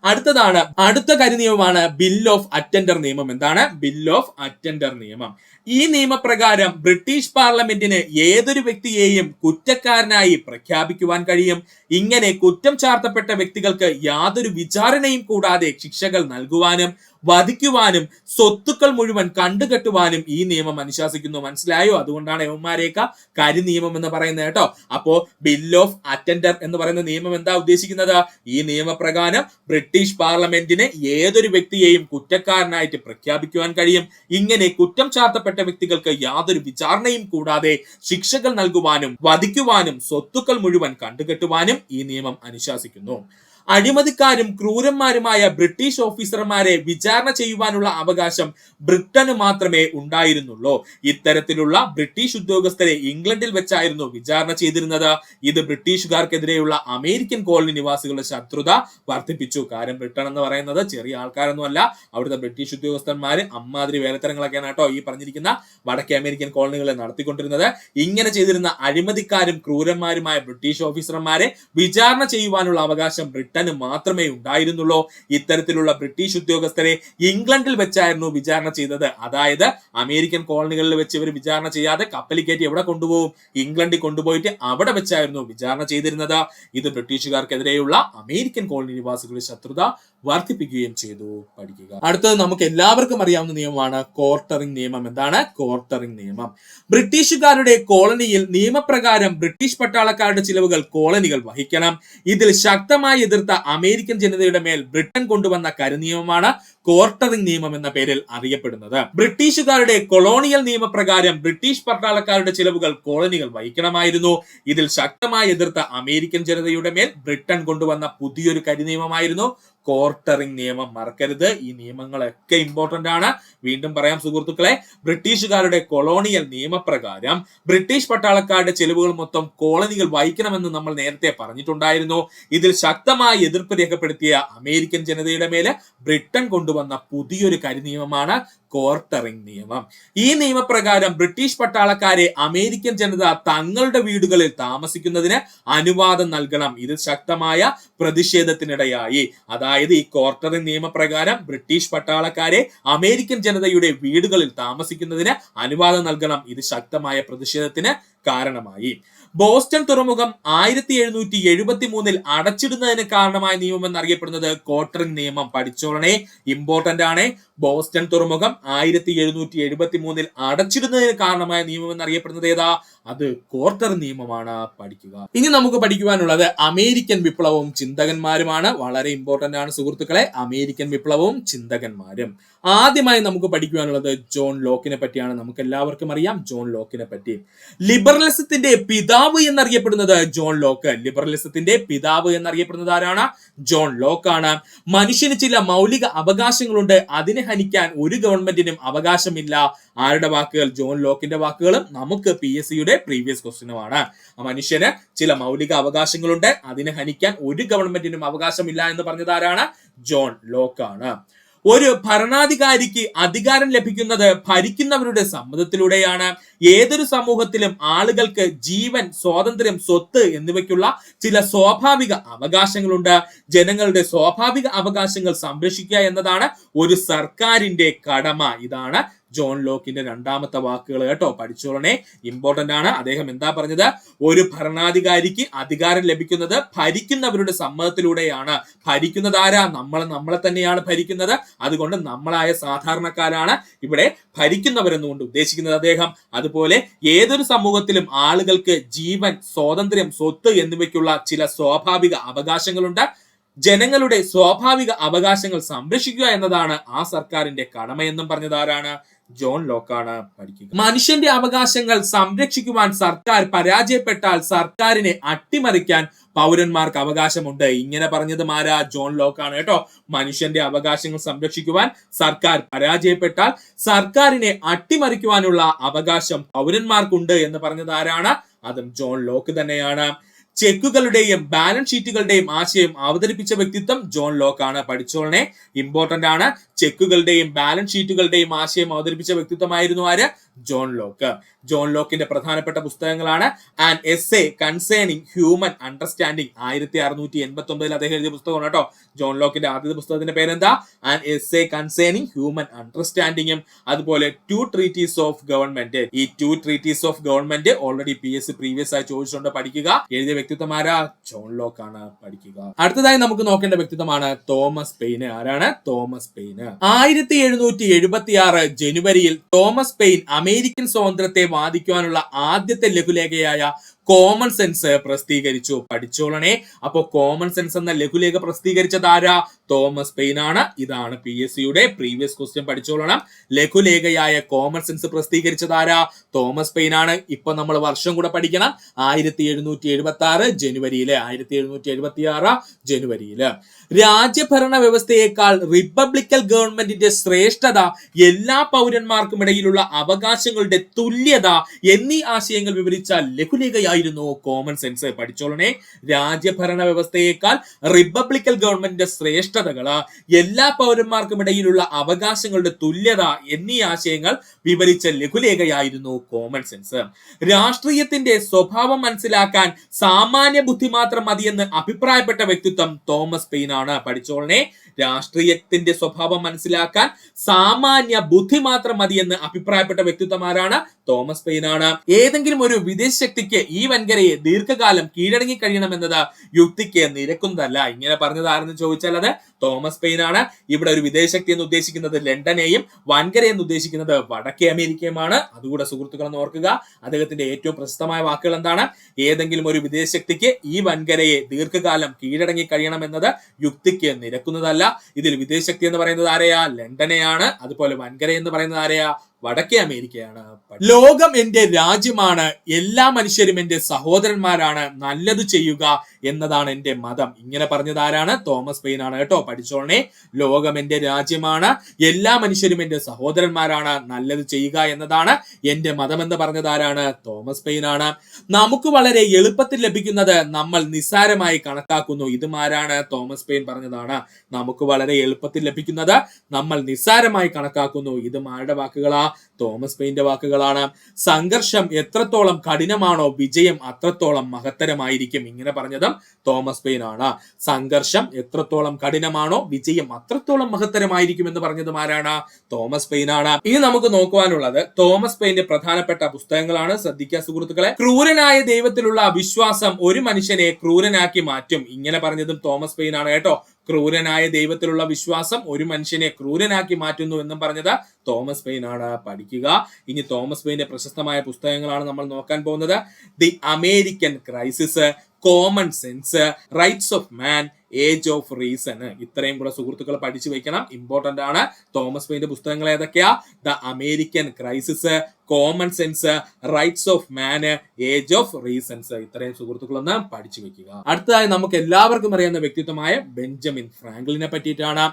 യുണൈറ്റഡ് സ്റ്റേറ്റിന്റെ പുതിയ ഗവൺമെന്റ് രൂപീകരണത്തിന് പിന്നിൽ പ്രവർത്തിച്ച വ്യക്തിത്വം ബെഞ്ചമിൻ ഫ്രാങ്ക്ലിൻ ആണ്. യുണൈറ്റഡ് സ്റ്റേറ്റിന്റെ പുതിയ ഗവൺമെന്റ് രൂപീകരണത്തിന് പിന്നിൽ പ്രവർത്തിച്ച വ്യക്തിത്വം ആരാ? ബെഞ്ചമിൻ ഫ്രാങ്ക്ലിൻ ആണ്. അമേരിക്കൻ കോളനികൾക്കും യൂറോപ്പിനും ഇടയിൽ ബെഞ്ചമിൻ ഫ്രാങ്ക്ലിൻ യാത്രകൾ നടത്തി നവോത്ഥാന ആശയങ്ങൾ കൈമാറുകയും ചെയ്തു. അമേരിക്കൻ കോളനികൾക്കും യൂറോപ്യൻ കോളനികൾക്കും ഇടയിൽ ബെഞ്ചമിൻ ഫ്രാങ്ക്ലിൻ യാത്ര ചെയ്ത നവോത്ഥാന ആശയങ്ങൾ കൈമാറിക്കൊണ്ടിരുന്നു. അമേരിക്കൻ വിപ്ലവകാലത്ത് രണ്ടാം കോണ്ടിനെന്റൽ കോൺഗ്രസിന് നേതൃത്വം നൽകിയ വ്യക്തിയായിരുന്നു ബെഞ്ചമിൻ ഫ്രാങ്ക്ലിൻ. ചോദിച്ചിട്ടുണ്ട്. പ്രീവിയസ് ക്വസ്റ്റ്യൻ ആണ്. അമേരിക്കൻ വിപ്ലവകാലത്ത് രണ്ടാം കോണ്ടിനെന്റൽ കോൺഗ്രസിന് നേതൃത്വം നൽകിയ വ്യക്തിയായിരുന്നു ആര്? ബെഞ്ചമിൻ ഫ്രാങ്ക്ലിൻ എന്ന് പറയുന്നത്.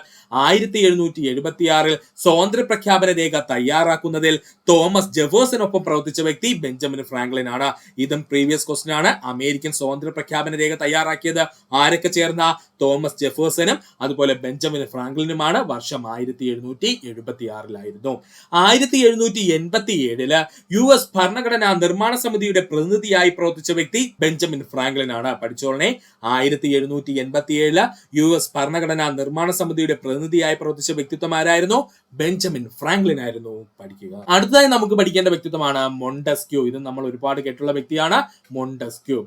റൂസോയുടെ തത്വചിന്തകൾ പോലെ തന്നെ അമേരിക്കൻ ജനതയെ സ്വാധീനിച്ച തത്വചിന്തകനായിരുന്നു മൊണ്ടസ്ക്യൂ എന്ന് പറയുന്നത്. റൂസോയുടെ തത്വചിന്തകൾ എങ്ങനെയാണോ അതുപോലെ അമേരിക്കൻ ജനതയെ സ്വാധീനിച്ച തത്വചിന്തകനായിരുന്നു മൊണ്ടസ്ക്യൂ എന്ന് പറയുന്നത്. അമേരിക്കൻ വിപ്ലവകാലത്ത് ജനങ്ങളിൽ കൂടുതലായി സ്വാധീനം ചെലുത്തിയ മൊണ്ടസ്ക്യൂ പുസ്തകമായിരുന്നു ദ സ്പിരിറ്റ് ഓഫ് ലോസ്. പഠിച്ചോളണം. ഇമ്പോർട്ടന്റ് ആണ്. PSC ചോദിക്കും. അമേരിക്കൻ വിപ്ലവകാലത്ത് ജനങ്ങളിൽ കൂടുതലായി സ്വാധീനം ചെലുത്തിയ മൊണ്ടസ്ക്യൂ പുസ്തകം ഏതെന്ന് ചോദിച്ചു കഴിഞ്ഞാൽ അത് ദ സ്പിരിറ്റ് ഓഫ് ലോസ് ആയിരുന്നു. ജോൺ ലോക്കിന്റെ രാഷ്ട്രീയ പഠനം വിപുലീകരിച്ച മൊണ്ടസ്ക്യൂ പുസ്തകമായിരുന്നു the spirit of laws. John ലോക്കിന്റെ രാഷ്ട്രീയ പഠനം വിപുലീകരിച്ച മൊണ്ടസ്ക്യൂ പുസ്തകം ഏതെന്ന് ചോദിച്ചാൽ അത് ദ സ്പിരിറ്റ് ഓഫ് ലോസ് ആണ്. അമേരിക്കൻ കോളനികളുടെ സംസ്ഥാന വിഭജനത്തെക്കുറിച്ചും അധികാര വിഭജനത്തെക്കുറിച്ചും പ്രതിപാദിക്കുന്ന മൊണ്ടസ്ക്യൂ പുസ്തകം ദ സ്പിരിറ്റ് ഓഫ് ലോസ്. പഠിച്ചോളനെ. അമേരിക്കൻ കോളനികളുടെ സംസ്ഥാന വിഭജനം എങ്ങനെയായിരിക്കണമെന്നും അധികാര വിഭജനം എങ്ങനെയായിരിക്കണമെന്നും പ്രതിപാദിക്കുന്ന മൊണ്ടസ്ക്യൂ പുസ്തകമായിരുന്നു ദ സ്പിരിറ്റ് ഓഫ് ലോസ്. അപ്പൊ സ്പിരിറ്റ് ഓഫ് ലോസ് എന്നുള്ള പുസ്തകം എഴുതിയതാരാ? മൊണ്ടസ്ക്യൂ ആണ്. പഠിക്കുക. ഇനി നമുക്ക് നോക്കാനുള്ളതാണ് അമേരിക്കൻ വിപ്ലവത്തിന്റെ നാഴികക്കല്ലുകൾ. ഇമ്പോർട്ടന്റ് ആണ്. അമേരിക്കൻ വിപ്ലവത്തിന്റെ നാഴികക്കല്ലുകൾ അഥവാ mile stones of American revolution. 1763 വിളംബരം. 1763 വിളംബരം. 7 വർഷത്തെ യുദ്ധത്തിന് ശേഷം വടക്കേ അമേരിക്കയിലെ ഫ്രഞ്ച് പ്രദേശം ഗ്രേറ്റ് ബ്രിട്ടൻ ഏറ്റെടുത്തതിനെ തുടർന്ന് 1763 ഒക്ടോബറിൽ ജോർജ് മൂന്നാമൻ രാജാവ് 1763 വിപ്ലവം പുറപ്പെടുവിച്ചു. പഠിച്ചോളനെ. 7 വർഷത്തെ യുദ്ധത്തിന് ശേഷം വടക്കേ അമേരിക്കയിലെ ഫ്രഞ്ച് പ്രദേശം ഗ്രേറ്റ് ബ്രിട്ടൻ ഏറ്റെടുത്തതിനെ തുടർന്ന് 1763 ഒക്ടോബറിൽ ജോർജ് മൂന്നാമൻ രാജാവ് 1763 വിളംബരം പുറപ്പെടുവിച്ചു. ഈ വിളംബര പ്രകാരം അപ്പലാച്ചിയൻ മലനിരകളിൽ കുടിയേറിപ്പാർത്ത കോളനി നിവാസികൾ പർവ്വതത്തിന്റെ കിഴക്ക് ഭാഗത്തായി കുടിയേറിപ്പാർക്കണം. അപ്പലാച്ചിയൻ മലനിരകളിൽ കുടിയേറിപ്പാർത്തിരുന്ന കോളനി നിവാസികൾ പർവ്വതത്തിന്റെ കിഴക്ക് ഭാഗത്തായി കുടിയേറിപ്പാർക്കണം. പോണ്ടിയാക് യുദ്ധത്തിന് കാരണം അമേരിക്കൻ ജനതയുടെ അപ്പലാച്ചിയൻ മലനിരകളിലേക്കുള്ള കുടിയേറ്റമാണെന്ന് കണ്ടെത്തുകയും ചെയ്തു. ഈ വിളംബര പ്രകാരം പോണ്ടിയാക് യുദ്ധത്തിന് കാരണം അമേരിക്കൻ ജനതയുടെ അപ്പലാച്ചിയൻ മലനിരകളിലേക്കുള്ള കുടിയേറ്റമാണെന്ന് കണ്ടെത്തിയത് ഏതാണ്? ഈ വിളംബരം. അതായത് 1763 വിളംബര പ്രകാരം അവർ എന്ത് ചെയ്തു? ബ്രിട്ടൻ അല്ലെങ്കിൽ ബ്രിട്ടീഷ് രാജാവ് എന്ത് ചെയ്തു? പറഞ്ഞു. അപ്പലാച്ചിയൻ മലനിരകളിൽ വൻതോതിൽ നിക്ഷേപം നടത്തിയ സമ്പന്നരായ കോളനി നിവാസികളെ ഈ വിളംബരം ചൊടിപ്പിച്ചു. അപ്പലാച്ചിയൻ മലനിരകളിൽ വൻതോതിൽ നിക്ഷേപം നടത്തിയ സമ്പന്നരായ കോളനി നിവാസികളെ ഈ വിളംബരം ചൊടിപ്പിച്ചു. റെഡ് ഇന്ത്യൻ ഗോത്രവർഗക്കാരും ബ്രിട്ടീഷ് ഗവൺമെന്റും തമ്മിലുണ്ടാക്കിയ ഉടമ്പടി പ്രകാരം അമേരിക്കൻ നിവാസികൾ പിടിച്ചെടുത്ത പ്രദേശങ്ങൾ മുഴുവൻ തിരിച്ചു നൽകേണ്ടി വന്നു. ഇത് കോളനി നിവാസികൾക്ക് കനത്ത സാമ്പത്തിക നഷ്ടമുണ്ടാക്കി. ഏത് കോളനി നിവാസികൾക്കാ? വടക്കേ അമേരിക്കൻ കോളനി നിവാസികൾക്ക്. ഓക്കെയാണ്. റെഡ് ഇന്ത്യൻ ഗോത്രവർഗക്കാരും ബ്രിട്ടീഷ് ഗവൺമെന്റും തമ്മിലുണ്ടാക്കിയ ഉടമ്പടി പ്രകാരം അമേരിക്കൻ നിവാസികൾ പിടിച്ചെടുത്ത പ്രദേശങ്ങൾ മുഴുവൻ തിരിച്ചു നൽകേണ്ടി വന്നു. ഇത് കോളനി നിവാസികൾക്ക് കനത്ത സാമ്പത്തിക നഷ്ടമുണ്ടാക്കുകയും ചെയ്തു. 1765 സ്റ്റാമ്പ് നിയമം. ഇതൊക്കെ PSC പ്രീവിയസ് ആയി ചോദിച്ച പോയിന്റ്സ് ആണ്. പഠിച്ചോളനെ. 1765 സ്റ്റാമ്പ് നിയമം. ബ്രിട്ടീഷ് ഗവൺമെന്റ് വടക്കേ അമേരിക്കയിലെ കോളനികളുടെ മേൽ ആദ്യ നേരിട്ടുള്ള നികുതിയാണ് 1765 സ്റ്റാമ്പ് നിയമം. പഠിച്ചോളനെ. ബ്രിട്ടീഷ് ഗവൺമെന്റ് വടക്കേ അമേരിക്കയിലെ കോളനികളുടെ മേൽ ആദ്യമായിട്ട് നേരിട്ടൊരു നികുതി നടപ്പിലാക്കുന്നു. അതാണ് 1765 സ്റ്റാമ്പ് നിയമം. സ്റ്റാമ്പ് നിയമം കൊണ്ടുവന്ന ബ്രിട്ടീഷ് പ്രധാനമന്ത്രി ജോർജ് ഗ്രെൻവില്ലെ. പഠിച്ചോളനെ. സ്റ്റാമ്പ് നിയമം കൊണ്ടുവന്ന ബ്രിട്ടീഷ് പ്രധാനമന്ത്രി ആരാ? ജോർജ് ഗ്രെൻവില്ലെയാണ്. ഈ നിയമപ്രകാരം വാണിജ്യ കരാറുകൾ, പത്രങ്ങൾ, വിൽപത്രങ്ങൾ, വിവാഹ ലൈസൻസുകൾ, അമേരിക്കൻ പ്ലേയിങ് കാർഡുകളിലെ നമ്മുടെ കളിക്കുന്ന പ്ലേയിങ് കാർഡുകൾ, അത് ലഘുലേഖകൾ എന്നിവ ഉൾപ്പെടെ എല്ലാ നിയമപരമായ രേഖകളിലും നികുതി സ്റ്റാമ്പ് പതിക്കണം. ഇതായിരുന്നു 1765 സ്റ്റാമ്പ് നിയമം പറഞ്ഞത്. അപ്പോൾ 1765 സ്റ്റാമ്പ് നിയമം എന്താ സുഹൃത്തുക്കളെ പറഞ്ഞത്? നിയമപ്രകാരം വാണിജ്യ കരാറുകൾ, പത്രങ്ങൾ, വിൽപത്രങ്ങൾ, വിവാഹ ലൈസൻസുകൾ, അമേരിക്കൻ പ്ലേയിങ് കാർഡുകൾ, ലഘുലേഖകൾ എന്നിവ ഉൾപ്പെടെ എല്ലാ നിയമപരമായ രേഖകളിലും നികുതി സ്റ്റാമ്പുകൾ പതിക്കണമായിരുന്നു. കോളനികളിലെ സൈനികർക്ക് സാമ്പത്തിക സഹായം നൽകുക എന്നതായിരുന്നു സ്റ്റാമ്പ് നിയമം മൂലം ബ്രിട്ടീഷ് പാർലമെന്റിന്റെ ലക്ഷ്യമെന്ന് പറയുന്നത്. കോളനികളിലെ സൈനികർക്ക് സാമ്പത്തിക സഹായം നൽകുക എന്നതായിരുന്നു സ്റ്റാമ്പ് നിയമം മൂലം ബ്രിട്ടീഷ് പാർലമെന്റിന്റെ ലക്ഷ്യമെന്നുള്ളത്. തങ്ങളുടെ മേൽ ചുമത്തിയ സ്റ്റാമ്പ് നിയമം മൂലം സമാഹരിച്ച പണം എങ്ങനെ ചെലവാക്കുമെന്നതിൽ യാതൊരു അഭിപ്രായം പറയുവാനും കോളനിക്കാർക്ക് അവകാശമില്ല. ഇത് കോളനിക്കാരെ പ്രകോപിപ്പിച്ചു. ഓക്കെയാണ്. തങ്ങളുടെ മേൽ ചുമത്തിയ സ്റ്റാമ്പ് നിയമം മൂലം സമാഹരിച്ച പണം എങ്ങനെ ചിലവാക്കുമെന്നതിൽ യാതൊരു അഭിപ്രായവും പറയുവാൻ കോളനിക്കാർക്ക് അവകാശമില്ലായിരുന്നു. ഇത് കോളനിക്കാരെ പ്രകോപിപ്പിച്ചു. കടുത്ത ആക്രമണത്തിൽ നിന്നും തീവ്രമായ സമ്മർദ്ദത്തിനും കീഴിൽ 1766 ബ്രിട്ടൻ സ്റ്റാമ്പ് നിയമം റദ്ദാക്കേണ്ടി വന്നു. ഇമ്പോർട്ടന്റ് ആണ്. ബ്രിട്ടന്റെ സ്റ്റാമ്പ് നിയമം നിർത്തലാക്കിയ വർഷം 1766 ആണ്. പഠിച്ചു വയ്ക്കും. അപ്പോ 66 വരെ ആയപ്പോഴത്തേക്കും അത്യാവശ്യം പ്രധാനപ്പെട്ട എല്ലാ നിയമങ്ങളും കൊണ്ടുവന്ന ബ്രിട്ടൻ ആകെ കൂടി പേപ്പറായി. അപ്പോ 66 സ്റ്റാമ്പ് നിയമം പൊട്ടിയതോടുകൂടി പിന്നെ പുതിയൊരു നിയമവുമായിട്ട് ആര് വന്നു? ബ്രിട്ടൻ വന്നു അമേരിക്കൻ കോളനികളുടെ മേല്. അതാണ് 1767 റോക്കിംഗ്ഹാം പ്രഖ്യാപനവും ടൗൺഷെന്റ് ചുമതലകളും. ടൗൺഷെന്റ് നിയമങ്ങളും നമ്മൾ കേട്ടിട്ടാണിരിക്കും. അപ്പോൾ ആ നിയമങ്ങൾ വന്നത് ഈ പറയുന്ന 1767 റോക്കിംഗ്ഹാം പ്രഖ്യാപനമായിരുന്നു. അപ്പൊ നമുക്ക് നോക്കാം. 1767 റോക്കിംഗ്ഹാം പ്രഖ്യാപനവും ടൗൺഷെന്റ് ചുമതലകളും. ബ്രിട്ടൻ അമേരിക്കൻ കോളനികളുടെ മേൽ ചുമത്തിയ പുതിയ നികുതികൾ കോളനി ജനങ്ങളെ അലോത്സരപ്പെടുത്തി. നികുതി അടയ്ക്കുവാൻ ജനങ്ങൾ വിസമ്മതിച്ചു. ഇത് വ്യാപാര മേഖലയിൽ ബ്രിട്ടന് തിരിച്ചടിയായി. ഇതിന് തടയിടുന്നതിനായി ബ്രിട്ടീഷ് പാർലമെന്റ് കൊണ്ടുവന്ന പ്രഖ്യാപനമാണ് റോക്കിംഗ്ഹാം പ്രഖ്യാപനം എന്ന പേരിൽ അറിയപ്പെടുന്നത്. റോക്കിംഗ്ഹാം പ്രഖ്യാപനം നടന്ന വർഷം 1767 ആണ്. അപ്പോ ബ്രിട്ടൻ അമേരിക്കൻ കോളനികളുടെ മേൽ ചുമത്തിയ പുതിയ നികുതികൾ കോളനി ജനങ്ങളെ അലോത്സരപ്പെടുത്തി. നികുതി അടയ്ക്കാൻ ജനങ്ങൾ വിസമ്മതിച്ചു. ഇത് വ്യാപാര മേഖലയിൽ ബ്രിട്ടന് തിരിച്ചടിയായി. ഇതിന് തടയിടുന്നതിന് ബ്രിട്ടീഷ് പാർലമെന്റ് കൊണ്ടുവന്ന പ്രഖ്യാപനമാണ് റോക്കിംഗ്ഹാം പ്രഖ്യാപനം എന്ന പേരിൽ അറിയപ്പെടുന്നത്. റോക്കിംഗ്ഹാം പ്രഖ്യാപന പ്രകാരം ബ്രിട്ടനിലെ പോലെ തന്നെ അമേരിക്കയിലും ബ്രിട്ടീഷ് പാർലമെന്റിന്റെ അധികാരം തന്നെയാണെന്നും അമേരിക്കൻ കോളനികൾക്ക് ബാധകമായ നിയമങ്ങൾ പാസാക്കുവാനുള്ള അധികാരം ബ്രിട്ടീഷ് പാർലമെന്റിന് മാത്രമേ ഉള്ളൂ എന്നും പ്രഖ്യാപിച്ചു. ഓക്കെയാണേ, റോക്കിംഗ്ഹാം പ്രഖ്യാപന പ്രകാരം ബ്രിട്ടനിലെ പോലെ തന്നെ അമേരിക്കയിലും ബ്രിട്ടീഷ് പാർലമെന്റിന്റെ അധികാരം തന്നെയാണെന്നും അമേരിക്കൻ കോളനികൾക്ക് ബാധകമായ നിയമങ്ങൾ പാസാക്കുവാനുള്ള അധികാരം ബ്രിട്ടീഷ് പാർലമെന്റിന് മാത്രമേ ഉള്ളൂ എന്നും പ്രഖ്യാപിച്ചത് ഏതാണ്? റോക്കിംഗ്ഹാം പ്രഖ്യാപനം വഴിയാണ്. റോക്കിംഗ്ഹാം പ്രഖ്യാപനം നടത്തിയ വർഷം 1767 പഠിക്കുക. ഇനി നമുക്ക് നോക്കാനുള്ളതാണ് ഏറ്റവും പ്രധാനപ്പെട്ട ടൗൺഷെന്റ് നിയമങ്ങൾ. ആദ്യം നമുക്ക് എന്താണ് ടൗൺഷെന്റ് നിയമം എന്ന് നോക്കാം. റോക്കിംഗ്ഹാം പ്രഖ്യാപനത്തിലൂടെ ഒരു കൂട്ടം പുതിയ നിയമങ്ങൾ ബ്രിട്ടൻ അമേരിക്കൻ കോളനികൾ മേൽ അടിച്ചേൽപ്പിച്ചു. ഇവയെ ടൗൺഷെന്റ് നിയമങ്ങൾ എന്ന പേരിൽ അറിയപ്പെടുന്നു. റോക്കിംഗ്ഹാം പ്രഖ്യാപനത്തിലൂടെ ഒരു കൂട്ടം പുതിയ നിയമങ്ങൾ ബ്രിട്ടൻ അമേരിക്കൻ കോളനികളുടെ മേൽ അടിച്ചേൽപ്പിച്ചു. ഇവയെ ടൗൺഷെന്റ് നിയമങ്ങൾ എന്ന പേരിൽ അറിയപ്പെടുന്നു. അപ്പൊ എന്തൊക്കെയാണ് ടൗൺഷെന്റ് നിയമങ്ങൾ എന്ന് നമുക്കൊന്ന് നോക്കാം. ഗവർണർമാർക്കും ജഡ്ജിമാർക്കും ശമ്പളം നൽകുന്നതിന് കോളനികളിലെ വരുമാനം വർദ്ധിപ്പിക്കണം. ഗവർണർമാർക്കും ജഡ്ജിമാർക്കും ശമ്പളം നൽകുന്നതിന് കോളനികളിലെ വരുമാനം വർദ്ധിപ്പിക്കണം. ഗ്രേറ്റ് ബ്രിട്ടനോടുള്ള അമേരിക്കൻ കോളനികളുടെ വിശ്വാസം വർദ്ധിപ്പിക്കണം. ഗ്രേറ്റ് ബ്രിട്ടനോടുള്ള അമേരിക്കൻ കോളനികളുടെ വിശ്വാസം വർദ്ധിപ്പിക്കണം. വ്യാപാര നിയന്ത്രണങ്ങൾ കൃത്യമായും കോളനി നിവാസികൾ പാലിച്ചിരിക്കണം. വ്യാപാര നിയന്ത്രണങ്ങൾ കൃത്യമായിട്ടും കോളനി നിവാസികൾ പാലിച്ചിരിക്കണം. 1765 ക്വാർട്ടറിംഗ് നിയമം പാലിക്കുന്നതിൽ പരാജയപ്പെട്ടതിന് ന്യൂയോർക്ക് പ്രവിശ്യയിലെ ജനങ്ങൾക്ക് കടുത്ത ശിക്ഷകൾ നൽകണം. 1765 ക്വാർട്ടറിംഗ് നിയമം പാലിക്കുന്നതിൽ പരാജയപ്പെട്ടതിന് ന്യൂയോർക്ക് പ്രവിശ്യയിലെ ജനങ്ങള് കടുത്ത ശിക്ഷകൾ നൽകണം. അമേരിക്കൻ കോളനികളിൽ നികുതി ചുമത്താൻ ബ്രിട്ടീഷ് പാർലമെന്റിന് മാത്രമേ അവകാശമുള്ളൂ എന്നും ഈ നിയമപ്രകാരം പ്രഖ്യാപിക്കുന്നു. ഇമ്പോർട്ടന്റ് ആണ്. അമേരിക്കൻ കോളനികളിൽ നികുതി ചുമത്താൻ ബ്രിട്ടീഷ് പാർലമെന്റിന് മാത്രമേ അവകാശമുള്ളൂ എന്ന് പ്രഖ്യാപിക്കപ്പെട്ടത് ടൗൺഷെന്റ് നിയമങ്ങളിലായിരുന്നു. പഠിക്കുക. ടൗൺഷെന്റ് നിയമങ്ങളുടെ ഭാഗമായി വന്ന മറ്റു നിയമങ്ങൾ കൂടി നമുക്കൊന്ന് പഠിച്ചു വെക്കണം. ഈ നിയമങ്ങളെല്ലാം നമ്മൾ പഠിക്കേണ്ടതുണ്ട്. കാരണം ഈ ഭാഗത്ത് നിന്നൊരു ചോദ്യം ഉറപ്പായിട്ടും PSC ചോദിക്കാൻ സാധ്യതയുണ്ട്. അതുകൊണ്ട് നമ്മുടെ ഈ പറയാൻ പോകുന്ന നിയമങ്ങളെല്ലാം നിങ്ങൾ അങ്ങ് പഠിച്ചു വെക്കണം. PSC ചോദിക്കുന്നത് ഇൻഡയറക്റ്റ് ആയിട്ടായിരിക്കും. ഇതിൽ ഏതെങ്കിലും ഒരു നിയമം എടുത്തിട്ട് ഈ നിയമം ഏത് ലോക വിപ്ലവവുമായി ബന്ധപ്പെട്ടിരിക്കുന്നു എന്ന് ചോദിക്കും. അപ്പൊ നമുക്ക് അവിടെ എഴുതാൻ പറ്റണം അമേരിക്കൻ വിപ്ലവമാണെന്ന്. അപ്പൊ നമുക്ക് ആ ഓരോ നിയമങ്ങളായിട്ട് നോക്കാം. 1767 റവന്യൂ നിയമം. 1767 റവന്യൂ നിയമം. 1767 നഷ്ടപരിഹാര നിയമം. 1767 നഷ്ടപരിഹാര നിയമം. 1767 കമ്മീഷണേഴ്സ് ഓഫ് കസ്റ്റംസ് നിയമം. 1767 കമ്മീഷണേഴ്സ് ഓഫ് കസ്റ്റംസ് നിയമം. 1767 ന്യൂയോർക്ക് നിയന്ത്രണ നിയമം. 1767 ന്യൂയോർക്ക് നിയന്ത്രണ നിയമം. 1768 vice admiral court act. 1768 vice admiralty court act. 1768 vice admiralty court act. ഇത്രയും നിയമങ്ങൾ സുഹൃത്തുക്കൾ പഠിച്ചു വെക്കണം. ഇതെല്ലാം ടൗൺഷെന്റ് നിയമത്തിന്റെ ഭാഗമായിട്ട് വന്ന പുതിയ നിയമങ്ങളായിരുന്നു കേട്ടോ. നിയമങ്ങൾ ഒന്നുകൂടി പറയാം, സുഹൃത്തുക്കൾ ശ്രദ്ധിച്ചിരിക്കുക. 1767 റവന്യൂ നിയമം. 1767 നഷ്ടപരിഹാര നിയമം.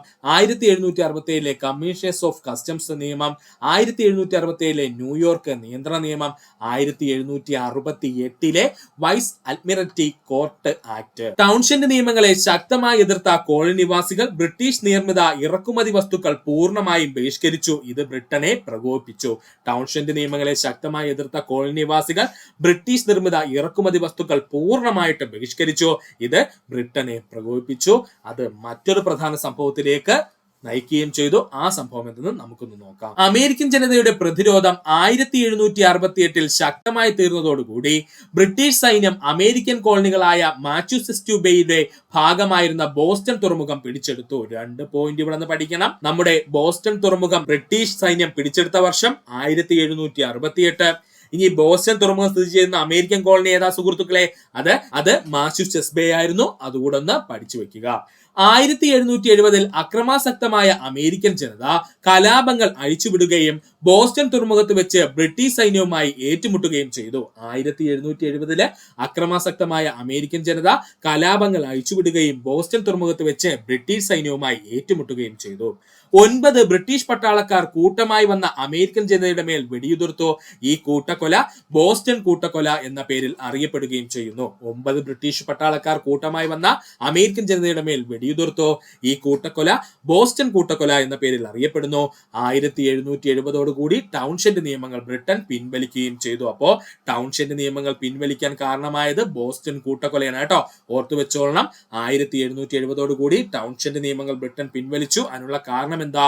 ബോസ്റ്റൺ കൂട്ടക്കൊലയായിരുന്നു. അടുത്തതാണ് അമേരിക്കൻ റവല്യൂഷനുമായി ബന്ധപ്പെട്ട് നമ്മൾ ഏറ്റവും കൂടുതൽ കേട്ടിട്ടുള്ളത് 1773 ടീ ആക്ടും അതുപോലെ തന്നെ അതുമായി ബന്ധപ്പെട്ട ബോസ്റ്റൺ ടീ പാർട്ടിയും നമുക്കൊന്ന് നോക്കാം. 1773 മെയ് മാസത്തിൽ ബ്രിട്ടീഷ് സർക്കാർ ടീ ആക്ട് പാസാക്കി.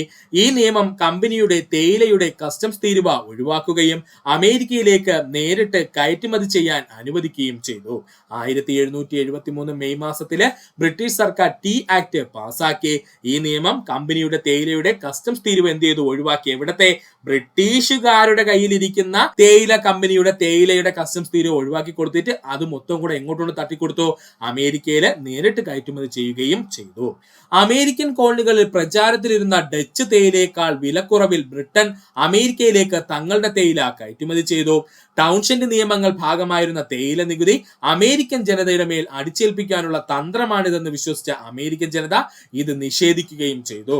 അമേരിക്കൻ കോളനികളിൽ പ്രചാരത്തിലിരുന്ന ഡച്ച് തേയിലയേക്കാൾ വിലക്കുറവിൽ ബ്രിട്ടൻ അമേരിക്കയിലേക്ക് തങ്ങളുടെ തേയില കയറ്റുമതി ചെയ്തു. ടൗൺഷെന്റ് നിയമങ്ങളുടെ ഭാഗമായിരുന്ന തേയില നികുതി അമേരിക്കൻ ജനതയുടെ മേൽ അടിച്ചേൽപ്പിക്കാനുള്ള തന്ത്രമാണിതെന്ന് വിശ്വസിച്ചു ആര്? അമേരിക്കൻ ജനത. അങ്ങനെയാണ് നമ്മുടെ ലോക പ്രശസ്തമായിട്ടുള്ള അമേരിക്കൻ വിപ്ലവത്തിന്റെ ഭാഗമായ ബോസ്റ്റൺ ടീ പാർട്ടി നടക്കുന്നത്.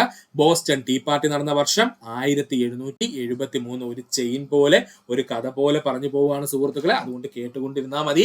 അത്യാവശ്യം വരേണ്ട പോയിന്റുകൾ വ്യക്തമായിട്ട് 2-3 തവണ റിപ്പീറ്റ് ചെയ്ത് പറയുന്നുണ്ട്. അത് മാത്രം നിങ്ങൾ നോട്ട് ചെയ്യാൻ ശ്രമിക്കുക. ബോസ്റ്റൺ ടീ പാർട്ടി വർഷം 1773. അമേരിക്കൻ വിപ്ലവത്തിന്റെ ചരിത്രത്തിലെ ഏറ്റവും വലിയ നാഴികക്കല്ല് എന്നറിയപ്പെടുന്ന സംഭവം ബോസ്റ്റൺ ടീ പാർട്ടി. അമേരിക്കൻ വിപ്ലവ ചരിത്രത്തിലെ ഏറ്റവും വലിയ നാഴികക്കല്ല് എന്നറിയപ്പെടുന്ന സംഭവം ഏതാണ്? ബോസ്റ്റൺ ടീ പാർട്ടിയാണ്. ബ്രിട്ടീഷ് ഈസ്റ്റ് ഇന്ത്യ കമ്പനി അമേരിക്കയിലേക്ക് കയറ്റുമതി ചെയ്ത മുഴുവൻ തേയിലയും റെഡ് ഇന്ത്യൻസിന്റെ രൂപത്തിൽ വേഷ സംവിധാനം ചെയ്ത ഒരു കൂട്ടം ദേശസ്നേഹികളായ കോളനി നിവാസികൾ കടലിലേക്ക് വലിച്ചെറിഞ്ഞു. ബ്രിട്ടീഷ് ഈസ്റ്റ് ഇന്ത്യ കമ്പനി അമേരിക്കയിലേക്ക് കയറ്റുമതി ചെയ്ത മുഴുവൻ തേയിലയും റെഡ് ഇന്ത്യൻസ് രൂപത്തിൽ വേഷവിധാനം ചെയ്ത ഒരു കൂട്ടം ദേശസ്നേഹികളായിട്ടുള്ള കോളനി നിവാസികൾ കടലിലേക്ക് വലിച്ചെറിഞ്ഞു. ബ്രിട്ടീഷ് ഈസ്റ്റ് ഇന്ത്യ കമ്പനി തേയിലക്കിട്ട അമിത നികുതിയും കുത്തക അവകാശത്തിനും എതിരെയായിരുന്നു ഈ പ്രതിഷേധം അരങ്ങേറിയത്. ബ്രിട്ടീഷ് ഈസ്റ്റ് ഇന്ത്യ കമ്പനി തേയിലക്കിട്ടിരുന്ന അമിതമായ നികുതിയും കുത്തക അവകാശത്തിനും എതിരെയായിരുന്നു ഈ പ്രതിഷേധം അരങ്ങേറിയത്. ബ്രിട്ടീഷ് ഈസ്റ്റ് ഇന്ത്യ കമ്പനിയുടെ തേയില കയറ്റിയ കപ്പലുകളെ ബോസ്റ്റൺ തുറമുഖത്ത് പ്രവേശിക്കുവാൻ കലാപകാരികൾ അനുവദിച്ചില്ല. എന്നാൽ ബ്രിട്ടൻ കപ്പലുകൾ തുറമുഖത്ത് അടുക്കുന്നതിന് അനുവാദം നൽകി. ഇത് അമേരിക്കക്കാരെ പ്രകോപിപ്പിക്കുകയും ചെയ്തു. ബ്രിട്ടീഷ് ഈസ്റ്റ് ഇന്ത്യ കമ്പനിയുടെ തേയില കയറ്റിയ കപ്പലുകളെ ബോസ്റ്റൺ തുറമുഖത്ത് പ്രവേശിപ്പിക്കുവാൻ കലാപകാരികൾ അനുവദിച്ചില്ല. എന്നാൽ ബ്രിട്ടൻ കപ്പലുകൾ തുറമുഖത്ത് അടക്കുന്നതിന് ബ്രിട്ടൻ അനുവാദം നൽകി. ഇതെന്ത് ചെയ്തു? അമേരിക്കൻ ജനതയെ പ്രകോപിപ്പിച്ചു. 1773 ഡിസംബർ 16 രാത്രിയിൽ സാമുവൽ ആദംസിന്റെ നേതൃത്വത്തിൽ സൺസ് ഓഫ് ലിബർട്ടിയും ചേർന്നുകൊണ്ട് തേയിലകൾ നിറച്ച 342 പെട്ടികൾ സമുദ്രത്തിലേക്ക് വലിച്ചെറിഞ്ഞു. ഇതിനെ ബോസ്റ്റൺ ടീ പാർട്ടി എന്ന പേരിൽ അറിയപ്പെടുന്നു. അപ്പോൾ ബോസ്റ്റൺ ടീ പാർട്ടിയുമായി ബന്ധപ്പെട്ടിരിക്കുന്ന വ്യക്തി ആരാ? സാമുവൽ ആദംസും അതുപോലെ സംഘടന ഏതാ? സൺസ് ഓഫ് ലിബർട്ടിയുമാണ്. ഈ ബോസ്റ്റൺ ടീ പാർട്ടി നടന്ന വർഷം എത്രയാ? 1773 ഡിസംബർ മാസം 16 342 പെട്ടികളായിരുന്നു അവരെന്ത് ചെയ്തത്? ബോസ്റ്റണിലെ സമുദ്രത്തിലേക്ക് വലിച്ചെറിഞ്ഞത്. ഇത്രയും പോയിന്റ് വ്യക്തമായിട്ട് പഠിക്കും. ഇനി നമുക്ക് നോക്കാനുള്ളതാണ് 1774 അസഹനീയ നിയമങ്ങൾ. 1774 അസഹനീയ നിയമങ്ങൾ. ബോസ്റ്റൺ ടീ പാർട്ടിയിൽ പ്രകോപിതരായ ബ്രിട്ടീഷ് പാർലമെന്റ് ബോസ്റ്റൺ ടീ പാർട്ടിക്ക് നേതൃത്വം നൽകിയ വ്യക്തികളെയും മാസച്യൂസെറ്റ്സിലെ ജനങ്ങളെയും ശിക്ഷിക്കുന്നതിന് വേണ്ടി നടപ്പിലാക്കിയ നിയമങ്ങളാണ് 1774 അസഹനീയ നിയമങ്ങൾ എന്ന പേരിൽ അറിയപ്പെടുന്നത്. 1774 അസഹനീയമായ നിയമങ്ങൾ കൊണ്ടുവന്ന വ്യക്തിത്വം ലോർഡ് നോർത്ത് ആണ്. പഠിച്ചോളണം, ഇമ്പോർട്ടന്റ് ആണ് സുഹൃത്തുക്കളെ. ബോസ്റ്റൺ ടീ പാർട്ടിയിൽ പ്രകോപിതരായ ബ്രിട്ടീഷ് പാർലമെന്റ് ബോസ്റ്റൺ ടീ പാർട്ടിക്ക് നേതൃത്വം നൽകിയ വ്യക്തികളെയും മാസച്യൂസെറ്റ്സിലെ ജനങ്ങളെയും ശിക്ഷിക്കുന്നതിന് വേണ്ടി നടപ്പിലാക്കിയ നിയമങ്ങൾ എന്ത് പേരിലാണ് അറിയപ്പെടുന്നത്? 1774 അസഹനീയ നിയമങ്ങൾ എന്ന പേരിലാണ് അറിയപ്പെടുന്നത്. ഇങ്ങനെ 1774 അസഹനീയ നിയമങ്ങൾ കൊണ്ടുവന്ന വ്യക്തിത്വമാരാണ്?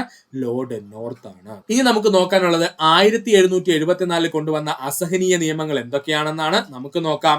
Boston port act 1774. Boston port act 1774.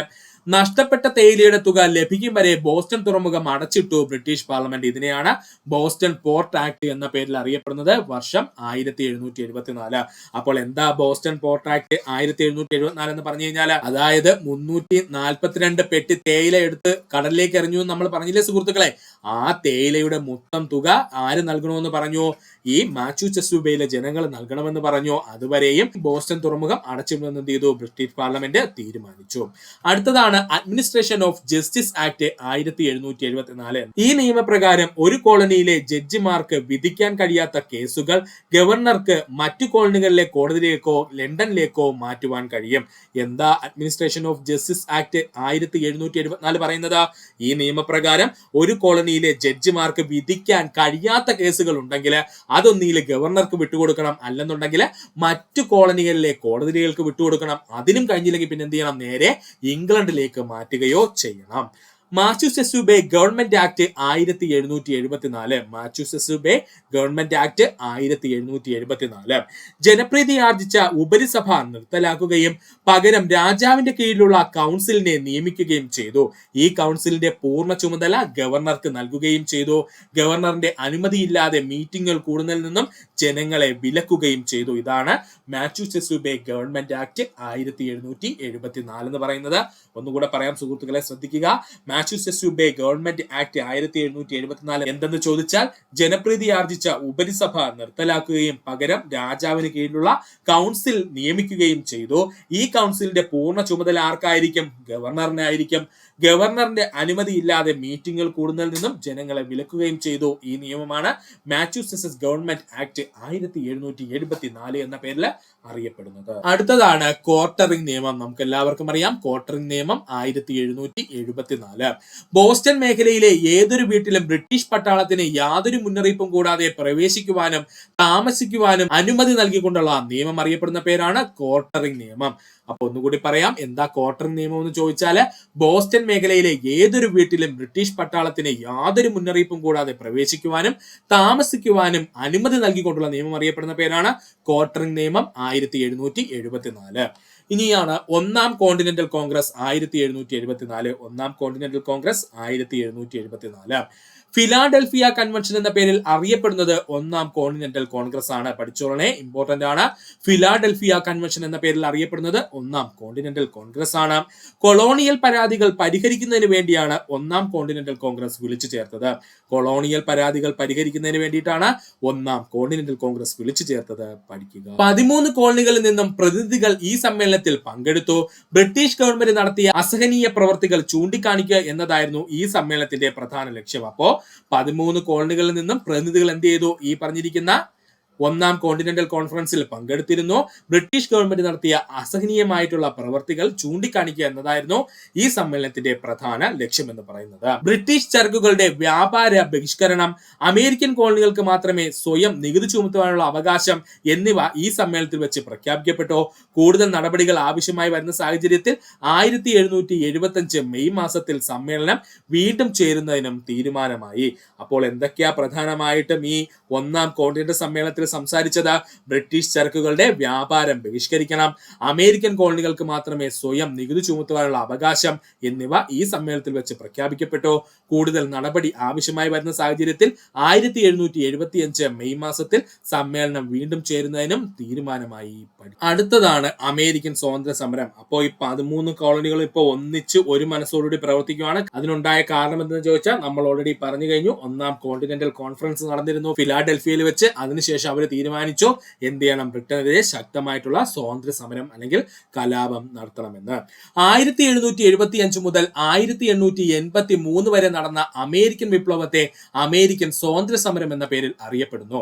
1775 മുതൽ 1883 വരെ നടന്ന അമേരിക്കൻ വിപ്ലവത്തെ അമേരിക്കൻ സ്വാതന്ത്ര്യ സമരം എന്ന പേരിൽ അറിയപ്പെടുന്നു. 1775 ഏപ്രിൽ 19 മാസച്യൂസെറ്റ്സ് ബേയിലെ ലെക്സിംഗ്ടണിലും അതുപോലെ തന്നെ കോൺകോർഡിലും ബ്രിട്ടീഷ് ബ്രിട്ടീഷ് സൈനികരും പ്രാദേശിക സൈന്യം, ആ പ്രാദേശിക സൈന്യം അറിയപ്പെട്ടിരുന്ന പേരായിരുന്നു മിനിറ്റ് മെൻ എന്ന് കേട്ടോ. എന്താണ് മിനിറ്റ്സ് മെൻ എന്ന്? അപ്പൊ ഈ മിനിറ്റ്സ് മെന്നും തമ്മിൽ ഏറ്റുമുട്ടിയതോടെയാണ് വിപ്ലവ യുദ്ധം ആരംഭിക്കുന്നത്. പഠിച്ചോളനെ 1775 ഏപ്രിൽ മാസം 19 മാസച്യൂസെറ്റ്സ് ബേയിലെ ലെക്സിംഗ്ടണിലും അതുപോലെ കോൺകോർഡിലും ബ്രിട്ടീഷ് സൈനികരും പ്രാദേശിക സൈന്യം എന്നറിയപ്പെടുന്ന മിനിറ്റ്സ് മെയിനും തമ്മിൽ എന്ത് ചെയ്തു? യുദ്ധത്തിൽ ഏർപ്പെട്ടു, അല്ലെങ്കിൽ അവർ തമ്മിൽ ഏറ്റുമുട്ടി. ഇത് മുതലാണ് അമേരിക്കൻ സ്വാതന്ത്ര്യ വിപ്ലവം ആരംഭിക്കുന്നത്. 1774 അവസാനത്തോടെ സുരക്ഷാ സമിതികൾ എന്നറിയപ്പെടുന്ന താൽക്കാലിക ഗവൺമെന്റുകൾ നിരവധി കോളനികളിലെ സർക്കാർ ചുമതലകളുടെ നിയന്ത്രണം ഏറ്റെടുത്തു. ഈ താൽക്കാലിക ഗവൺമെന്റുകളുടെ പ്രാദേശിക സൈന്യത്തെ ആയുധവും പരിശീലനവും നേടുവാൻ പ്രേരിപ്പിക്കുകയും ചെയ്തു. അപ്പൊ 1774 മുതൽ ഇവർ എന്ത് ചെയ്തു? ഈ ബ്രിട്ടനെതിരെയുള്ള കലാപങ്ങൾ ആരംഭിക്കുന്നതിന് വേണ്ടിയിട്ടുള്ള പരിപാടികൾ സ്റ്റാർട്ട് ചെയ്തു. അതിന്റെ ഭാഗമായിട്ടാണ് 1774 അവസാനത്തോടു കൂടി സുരക്ഷാ സമിതികൾ എന്നറിയപ്പെടുന്ന താൽക്കാലിക ഗവൺമെന്റുകൾ നിരവധി കോളനികളിൽ സർക്കാർ ചുമതലകളുടെ നിയന്ത്രണം ഏറ്റെടുത്തു. ഈ താൽക്കാലിക ഗവൺമെന്റുകൾ പ്രാദേശിക സൈനികരെ ആയുധവും പരിശീലനവും നേടാൻ പ്രേരിപ്പിക്കുകയും ചെയ്തു. 1774 സെപ്റ്റംബറിൽ മാസച്യൂസെറ്റ്സിലെ പുതിയ സൈനിക ഗവർണറായ British general Thomas Gage Charles നിയമിതനാകുകയും കലാപകാരികൾ സൂക്ഷിച്ചു വച്ചിരുന്ന ആയുധങ്ങൾ പിടിച്ചെടുത്ത് ബോസ്റ്റൺ നഗരത്തെ ബ്രിട്ടീഷ് അധീനതയിൽ കൊണ്ടുവരികയും ചെയ്തു. 1774 സെപ്റ്റംബറിൽ മാസച്യൂസെറ്റ്സ് ബേയിലെ പുതിയ സൈനിക ഗവർണറായി British general Thomas Gage Charles നിയമിതനാകുകയും കലാപകാരികൾ സൂക്ഷിച്ചു വെച്ചിരുന്ന ആയുധങ്ങൾ പിടിച്ചെടുത്ത് ബോസ്റ്റൺ നഗരത്തെ ബ്രിട്ടീഷ് അധീനതയിൽ കൊണ്ടുവരികയും ചെയ്തു. ഇതിന് പ്രതികാരമായി കലാപകാരികൾ ഫോർട്ട് വില്യം, മേരിയറ്റ്, ന്യൂ കാസിൽ, ന്യൂ ഹാംഷെയർ എന്നീ പ്രദേശങ്ങളിൽ ബ്രിട്ടൻ സൂക്ഷിച്ചിരുന്ന വെടിമരുന്നുകൾ പിടിച്ചെടുക്കുകയും ചെയ്തു. ജനറൽ ഗേജിന്റെ നേതൃത്വത്തിൽ സൈന്യം വിമത നേതാക്കളെ നിരായുധീകരിച്ച് അറസ്റ്റ് ചെയ്യുന്നതിന് വേണ്ടി പുറപ്പെടുകയും വൻതോതിൽ കോളനികളിൽ സൂക്ഷിച്ചിരുന്ന വെടിമരുന്നുകൾ പിടിച്ചെടുക്കുകയും ചെയ്തു. ജനറൽ ഗേജിന്റെ നേതൃത്വത്തിലെ സൈന്യം വിമത നേതാക്കളെ നിരായുധീകരിച്ച് അറസ്റ്റ് ചെയ്യുന്നതിന് വേണ്ടി പുറപ്പെടുകയും വൻതോതിൽ കോളനികളിൽ സൂക്ഷിച്ചിരുന്ന വെടിമരുന്ന് പിടിച്ചെടുക്കുകയും ചെയ്തു. വെടിമരുന്നുകൾ തിരികെ നൽകണമെന്ന് ആവശ്യപ്പെട്ട് രോക്ഷാകുലരായ ജനം മാർച്ച് നടത്തുകയും കലാപം ശക്തമാവുകയും ചെയ്തു. ഇതിന്റെ ഫലമായി കലാപം അവസാനിപ്പിക്കുന്നതിന് കലാപകാരികളുമായി ചർച്ച ചെയ്യുവാൻ ബ്രിട്ടീഷ് ഗവൺമെന്റ് തീരുമാനിക്കുകയും ചെയ്തു. വെടിമരുന്നുകൾ തിരികെ നൽകണമെന്ന് ആവശ്യപ്പെട്ട് രോക്ഷാകുലരായ ജനക്കൂട്ടം മാർച്ച് നടത്തുകയും കലാപം ശക്തമാവുകയും ചെയ്തു. ഇതിന്റെ ഫലമായി കലാപം അവസാനിപ്പിക്കുന്നതിന് കലാപകാരികളുമായി ചർച്ച നടത്തുവാൻ ബ്രിട്ടീഷ് ഗവൺമെന്റ് തീരുമാനിക്കുകയും ചെയ്തു. ഇതിന്റെ ഭാഗമായി വന്നതാണ് രണ്ടാം കോണ്ടിനെന്റൽ കോൺഗ്രസ് വർഷം 1775. രണ്ടാം കോണ്ടിനെന്റൽ കോൺഗ്രസ് വർഷം 1775. രണ്ടാം കോണ്ടിനെന്റൽ കോൺഗ്രസ് സമ്മേളനം വിളിച്ചു ചേർത്തത് ഫിലാഡൽഫിയയിൽ തന്നെയായിരുന്നു. രണ്ടാം കോണ്ടിനെന്റൽ കോൺഗ്രസ് സമ്മേളനം വിളിച്ചു ചേർത്തത് എവിടെ വെച്ച് തന്നെയാ? ഫിലാഡൽഫിയയിൽ വെച്ച് തന്നെയായിരുന്നു. രണ്ടാം കോണ്ടിനെന്റൽ കോൺഗ്രസ് സമ്മേളനം വിളിച്ചു ചേർക്കുവാൻ കാരണമായത് കോളനികളിൽ നിന്നും വൻതോതിൽ വെടിമരുന്നുകൾ പിടിച്ചെടുത്തതും അതുമായി ബന്ധപ്പെട്ടുണ്ടായ കലാപവും. രണ്ടാം കോണ്ടിനെന്റൽ കോൺഗ്രസ് സമ്മേളനം വിളിച്ചു ചേർക്കുവാൻ കാരണം എന്താ? കോളനികളിൽ നിന്നും വൻതോതിൽ വെടിമരുന്നുകൾ പിടിച്ചെടുത്തതും അതുമായി ബന്ധപ്പെട്ടുണ്ടായ കലാപവും. കോണ്ടിനെന്റൽ ആർമിയുടെ രൂപീകരണത്തിന് അംഗീകാരം നൽകിയ സമ്മേളനം എന്നറിയപ്പെടുന്നത് രണ്ടാം കോണ്ടിനെന്റൽ സമ്മേളനം. പഠിച്ചോളനെ, ഇമ്പോർട്ടന്റ് ആണ്. കോണ്ടിനെന്റൽ ആർമിയുടെ രൂപീകരണത്തിന് അംഗീകാരം നൽകിയ സമ്മേളനം എന്നറിയപ്പെടുന്നത് രണ്ടാം കോണ്ടിനെന്റൽ സമ്മേളനമാണ്. സ്വാതന്ത്ര്യ സമരസേന അറിയപ്പെട്ടിരുന്ന പേര് കോണ്ടിനെന്റൽ ആർമി എന്നാണ്. അതായത് അമേരിക്കൻ സ്വാതന്ത്ര്യ സമരസേന അറിയപ്പെട്ടിരുന്ന പേരെന്താ?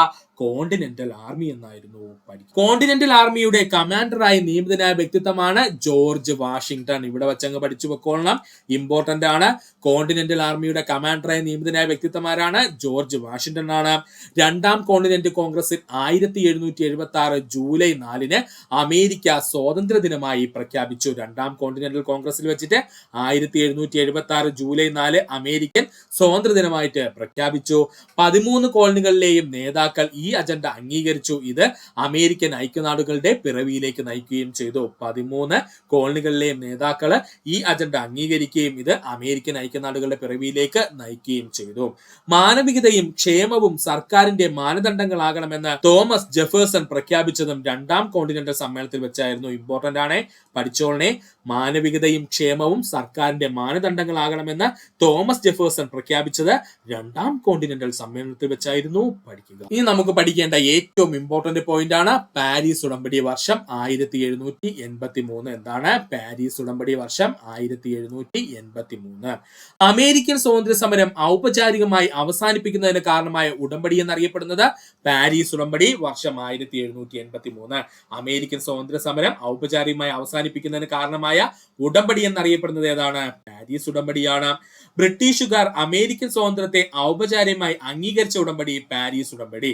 ബ്രിട്ടീഷുകാർ അമേരിക്കൻ സ്വാതന്ത്ര്യം ഔപചാരികമായി അംഗീകരിച്ച ഉടമ്പടി എന്നറിയപ്പെടുന്നത് പാരീസ് ഉടമ്പടിയാണ്. ബ്രിട്ടീഷുകാർ മിസിസിപ്പി നദിയുടെ കിഴക്ക് ഭാഗത്തുള്ള ഭൂരിഭാഗം പ്രദേശങ്ങളും അമേരിക്കയ്ക്ക് വിട്ടു നൽകിക്കൊണ്ട് രൂപീകരിച്ച ഉടമ്പടിയാണ് പാരീസ് ഉടമ്പടി. പഠിച്ചോളണേ, ബ്രിട്ടീഷുകാര് മിസിസിപ്പി നദിയുടെ കിഴക്ക് ഭാഗത്തുള്ള ഭൂരിഭാഗം പ്രദേശങ്ങളും അമേരിക്കയ്ക്ക് വിട്ടുകൊടുത്തുകൊണ്ട് രൂപീകരിച്ച ഉടമ്പടി എന്നറിയപ്പെടുന്നത് എന്ന് ചോദിച്ചാൽ അതും പാരീസ് ഉടമ്പടിയാണ്. പാരീസ് ഉടമ്പടി പ്രകാരം അമേരിക്കൻ ബോട്ടുകൾക്ക് ബ്രിട്ടീഷ് കനേഡിയൻ തീരപ്രദേശങ്ങളിലെ ഗ്രാൻഡ് ബാങ്ക് മേഖലകളിൽ സുരക്ഷിതമായി മത്സ്യബന്ധനത്തിനുള്ള അവകാശം നൽകി. എന്താ സുഹൃത്തുക്കളെ ഈ ഗ്രാൻഡ് ബാങ്ക് മേഖല എന്ന് പറയുന്നത്? നമുക്കറിയാം, ലോകത്തിലെ ഏറ്റവും വലിയ മത്സ്യബന്ധന തുറമുഖം എന്നറിയപ്പെടുന്നത് ഗ്രാൻഡ് ബാങ്ക് ആണ്. അപ്പോ അമേരിക്കൻ ബോട്ടുകൾക്ക് ബ്രിട്ടീഷ് കനേഡിയൻ പ്രദേശങ്ങളിലെ ഗ്രാൻഡ് ബാങ്ക് മേഖലയിൽ സുരക്ഷിതമായിട്ട് മത്സ്യബന്ധനത്തിനുള്ള അവകാശം നൽകി. ഈ ഗ്രാൻഡ് ബാങ്ക് എന്ന് പറഞ്ഞ സ്ഥിതി ചെയ്യുന്നത് എവിടെയാണ്? കനേഡിയ എന്ന് പറയുന്ന അല്ലെങ്കിൽ കാനഡ എന്ന് പറയുന്ന രാജ്യത്താണ്. അമേരിക്കയിലെയും ബ്രിട്ടനിലെയും പൗരന്മാർക്ക് നാവിഗേഷനായി മിസിസിപ്പി നദി തുറന്നു കൊടുത്തു. അമേരിക്കയിലെയും ബ്രിട്ടനിലെയും പൗരന്മാർക്ക് നാവിഗേഷനായി മിസിസിപ്പി തുറമുഖം തുറന്നു കൊടുത്തു. ബ്രിട്ടീഷുകാർക്ക് മൂലം അമേരിക്കക്കാർക്കുണ്ടായ കടങ്ങൾ ബ്രിട്ടീഷുകാർ നികത്തി. ബ്രിട്ടീഷുകാർ മൂലം അമേരിക്കക്കാർക്കുണ്ടായ കടങ്ങൾ ആര് നികത്തി? ബ്രിട്ടീഷുകാർ നികത്തി. യുദ്ധസമയത്ത് ഗ്രേറ്റ് ബ്രിട്ടനോട് വിശ്വസ്തത പുലർത്തിയിരുന്ന അമേരിക്കൻ പൗരന്മാർക്ക് ന്യായമായ പരിഗണന ലഭിച്ചു. യുദ്ധസമയത്ത് ഗ്രേറ്റ് ബ്രിട്ടനോട് വിശ്വസ്തത പുലർത്തിയിരുന്ന അമേരിക്കൻ പൗരന്മാർക്ക് ന്യായമായ പരിഗണന ലഭിക്കുകയും ചെയ്തു. പഠിക്കുക. ഇനി നമുക്ക് നോക്കാനുള്ളത് പാരീസ് ഉടമ്പടിയും അനന്തരഫലങ്ങളുമാണ്. പാരീസ് ഉടമ്പടിയും അനന്തരഫലങ്ങളും. 1783 പാരീസ് ഉടമ്പടി പ്രകാരം അമേരിക്കയും ഗ്രേറ്റ് ബ്രിട്ടനും തമ്മിലുള്ള സ്വാതന്ത്ര്യത്തിനായുള്ള യുദ്ധം ഔപചാരികമായി അവസാനിച്ചു. നമ്മൾ ഓൾറെഡി പറഞ്ഞു, 1783 പാരീസ് ഉടമ്പടി പ്രകാരം അമേരിക്കയും ഗ്രേറ്റ് ബ്രിട്ടനും തമ്മിലുള്ള സ്വാതന്ത്ര്യത്തിനായിട്ടുള്ള യുദ്ധം ഔപചാരികമായി അവസാനിച്ചു. ഉടമ്പടിയിലൂടെ പരിഹരിക്കാൻ കഴിയാത്ത വിഷയങ്ങളിൽ ഇരു രാജ്യങ്ങളും പോരടിക്കുകയും ചെയ്തു. അത് നടന്നു കേട്ടോ. അതിനിടയ്ക്ക് ഉടമ്പടിയിലൂടെ പരിഹരിക്കാൻ കഴിയാത്ത വിഷയങ്ങളിൽ ഇരു രാജ്യങ്ങളും പോരടിക്കുകയും ചെയ്തു. ബ്രിട്ടീഷുകാർ വടക്ക് പടിഞ്ഞാറൻ മേഖലകളിലെ പല കോട്ടകളും വിട്ടുകൊടുക്കാൻ വിസമ്മതിച്ചു. ഇതാണ് കേട്ടോ ആ പോരടിക്കാൻ കാരണം. ബ്രിട്ടീഷുകാര് വടക്ക് പടിഞ്ഞാറൻ മേഖലയിലെ പല കോട്ടകളും വിട്ടുകൊടുക്കാൻ വിസമ്മതിച്ചു. ഇതിന് പകരമായിട്ട് അമേരിക്ക എന്താണ് ചെയ്തതെന്ന് ചോദിച്ചാല്, അമേരിക്കൻ സ്വാതന്ത്ര്യ സമര കാലത്ത് ബ്രിട്ടീഷുകാരോട് ചായ്വുണ്ടായിരുന്ന അമേരിക്കൻ വംശജരെ തിരഞ്ഞുപിടിച്ച് അവരുടെ സ്വത്തുക്കൾ അമേരിക്ക കണ്ടുകെട്ടുകയും ചെയ്തു. ഇത് രണ്ടും ആയിരുന്നു ആ പോരടിക്കുക എന്നുള്ളത് ഉദ്ദേശിച്ചത് കേട്ടോ. അപ്പൊ എന്തൊക്കെയായിരുന്നു? ബ്രിട്ടീഷുകാര് വടക്കേ പടിഞ്ഞാറൻ മേഖലയിലെ പല കോട്ടകളും വിട്ടുകൊടുക്കാൻ വിസമ്മതിച്ചു. ഇതിൽ ദേഷ്യം വന്നിട്ടുള്ള അമേരിക്കൻ ജനത എന്ത് ചെയ്തു? സ്വാതന്ത്ര്യ സമര കാലത്ത് ബ്രിട്ടീഷുകാരോട് ചായ്വുണ്ടായിരുന്ന അമേരിക്കൻ വംശജരെ തിരഞ്ഞുപിടിച്ച് അവരുടെ സ്വത്തുക്കൾ അമേരിക്കയിലേക്ക് കണ്ടുകെട്ടുകയും ചെയ്തു. ഇനി നമുക്ക് നോക്കാനുള്ളതാണ് മൂന്നാം ഫിലാഡൽഫിയ കൺവെൻഷൻ 1887. അപ്പൊ എത്ര കൺവെൻഷൻ ആയി? ഇപ്പോ 3 കൺവെൻഷൻസ് ആയി. പഠിച്ചോളുക.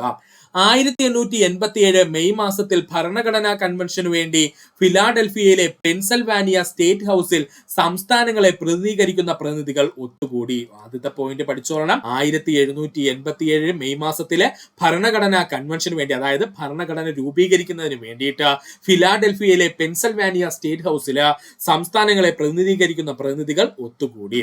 അമേരിക്കൻ സ്വാതന്ത്ര്യ പ്രഖ്യാപനത്തിന്റെ കരട് രേഖ തയ്യാറാക്കിയതും കോൺഫെഡറേഷൻ ആർട്ടിക്കിളിൽ ഒപ്പിട്ടതും മൂന്നാം ഫിലാഡൽഫിയ കൺവെൻഷനിൽ വെച്ചായിരുന്നു. പഠിച്ചോളണേ, ഇമ്പോർട്ടന്റ് ആണ്. അമേരിക്കൻ സ്വാതന്ത്ര്യ പ്രഖ്യാപനത്തിന്റെ കരട് രേഖ തയ്യാറാക്കിയതും കോൺഫെഡറേഷൻ ആർട്ടിക്കിൾ ഒപ്പിട്ടതും മൂന്നാം ഫിലാഡൽഫിയ കൺവെൻഷനിൽ വെച്ചായിരുന്നു. മൂന്നാം ഫിലാഡൽഫിയ കൺവെൻഷൻ നടന്ന ഹാൾ ഇപ്പോൾ അറിയപ്പെടുന്ന പേരാണ് ഇൻഡിപെൻഡൻസ് ഹാള്. പഠിച്ചോളനെ, മൂന്നാം ഫിലാഡൽഫിയ കൺവെൻഷൻ നടന്ന ഹാള് ഇപ്പോൾ അറിയപ്പെടുന്ന പേരെന്താ?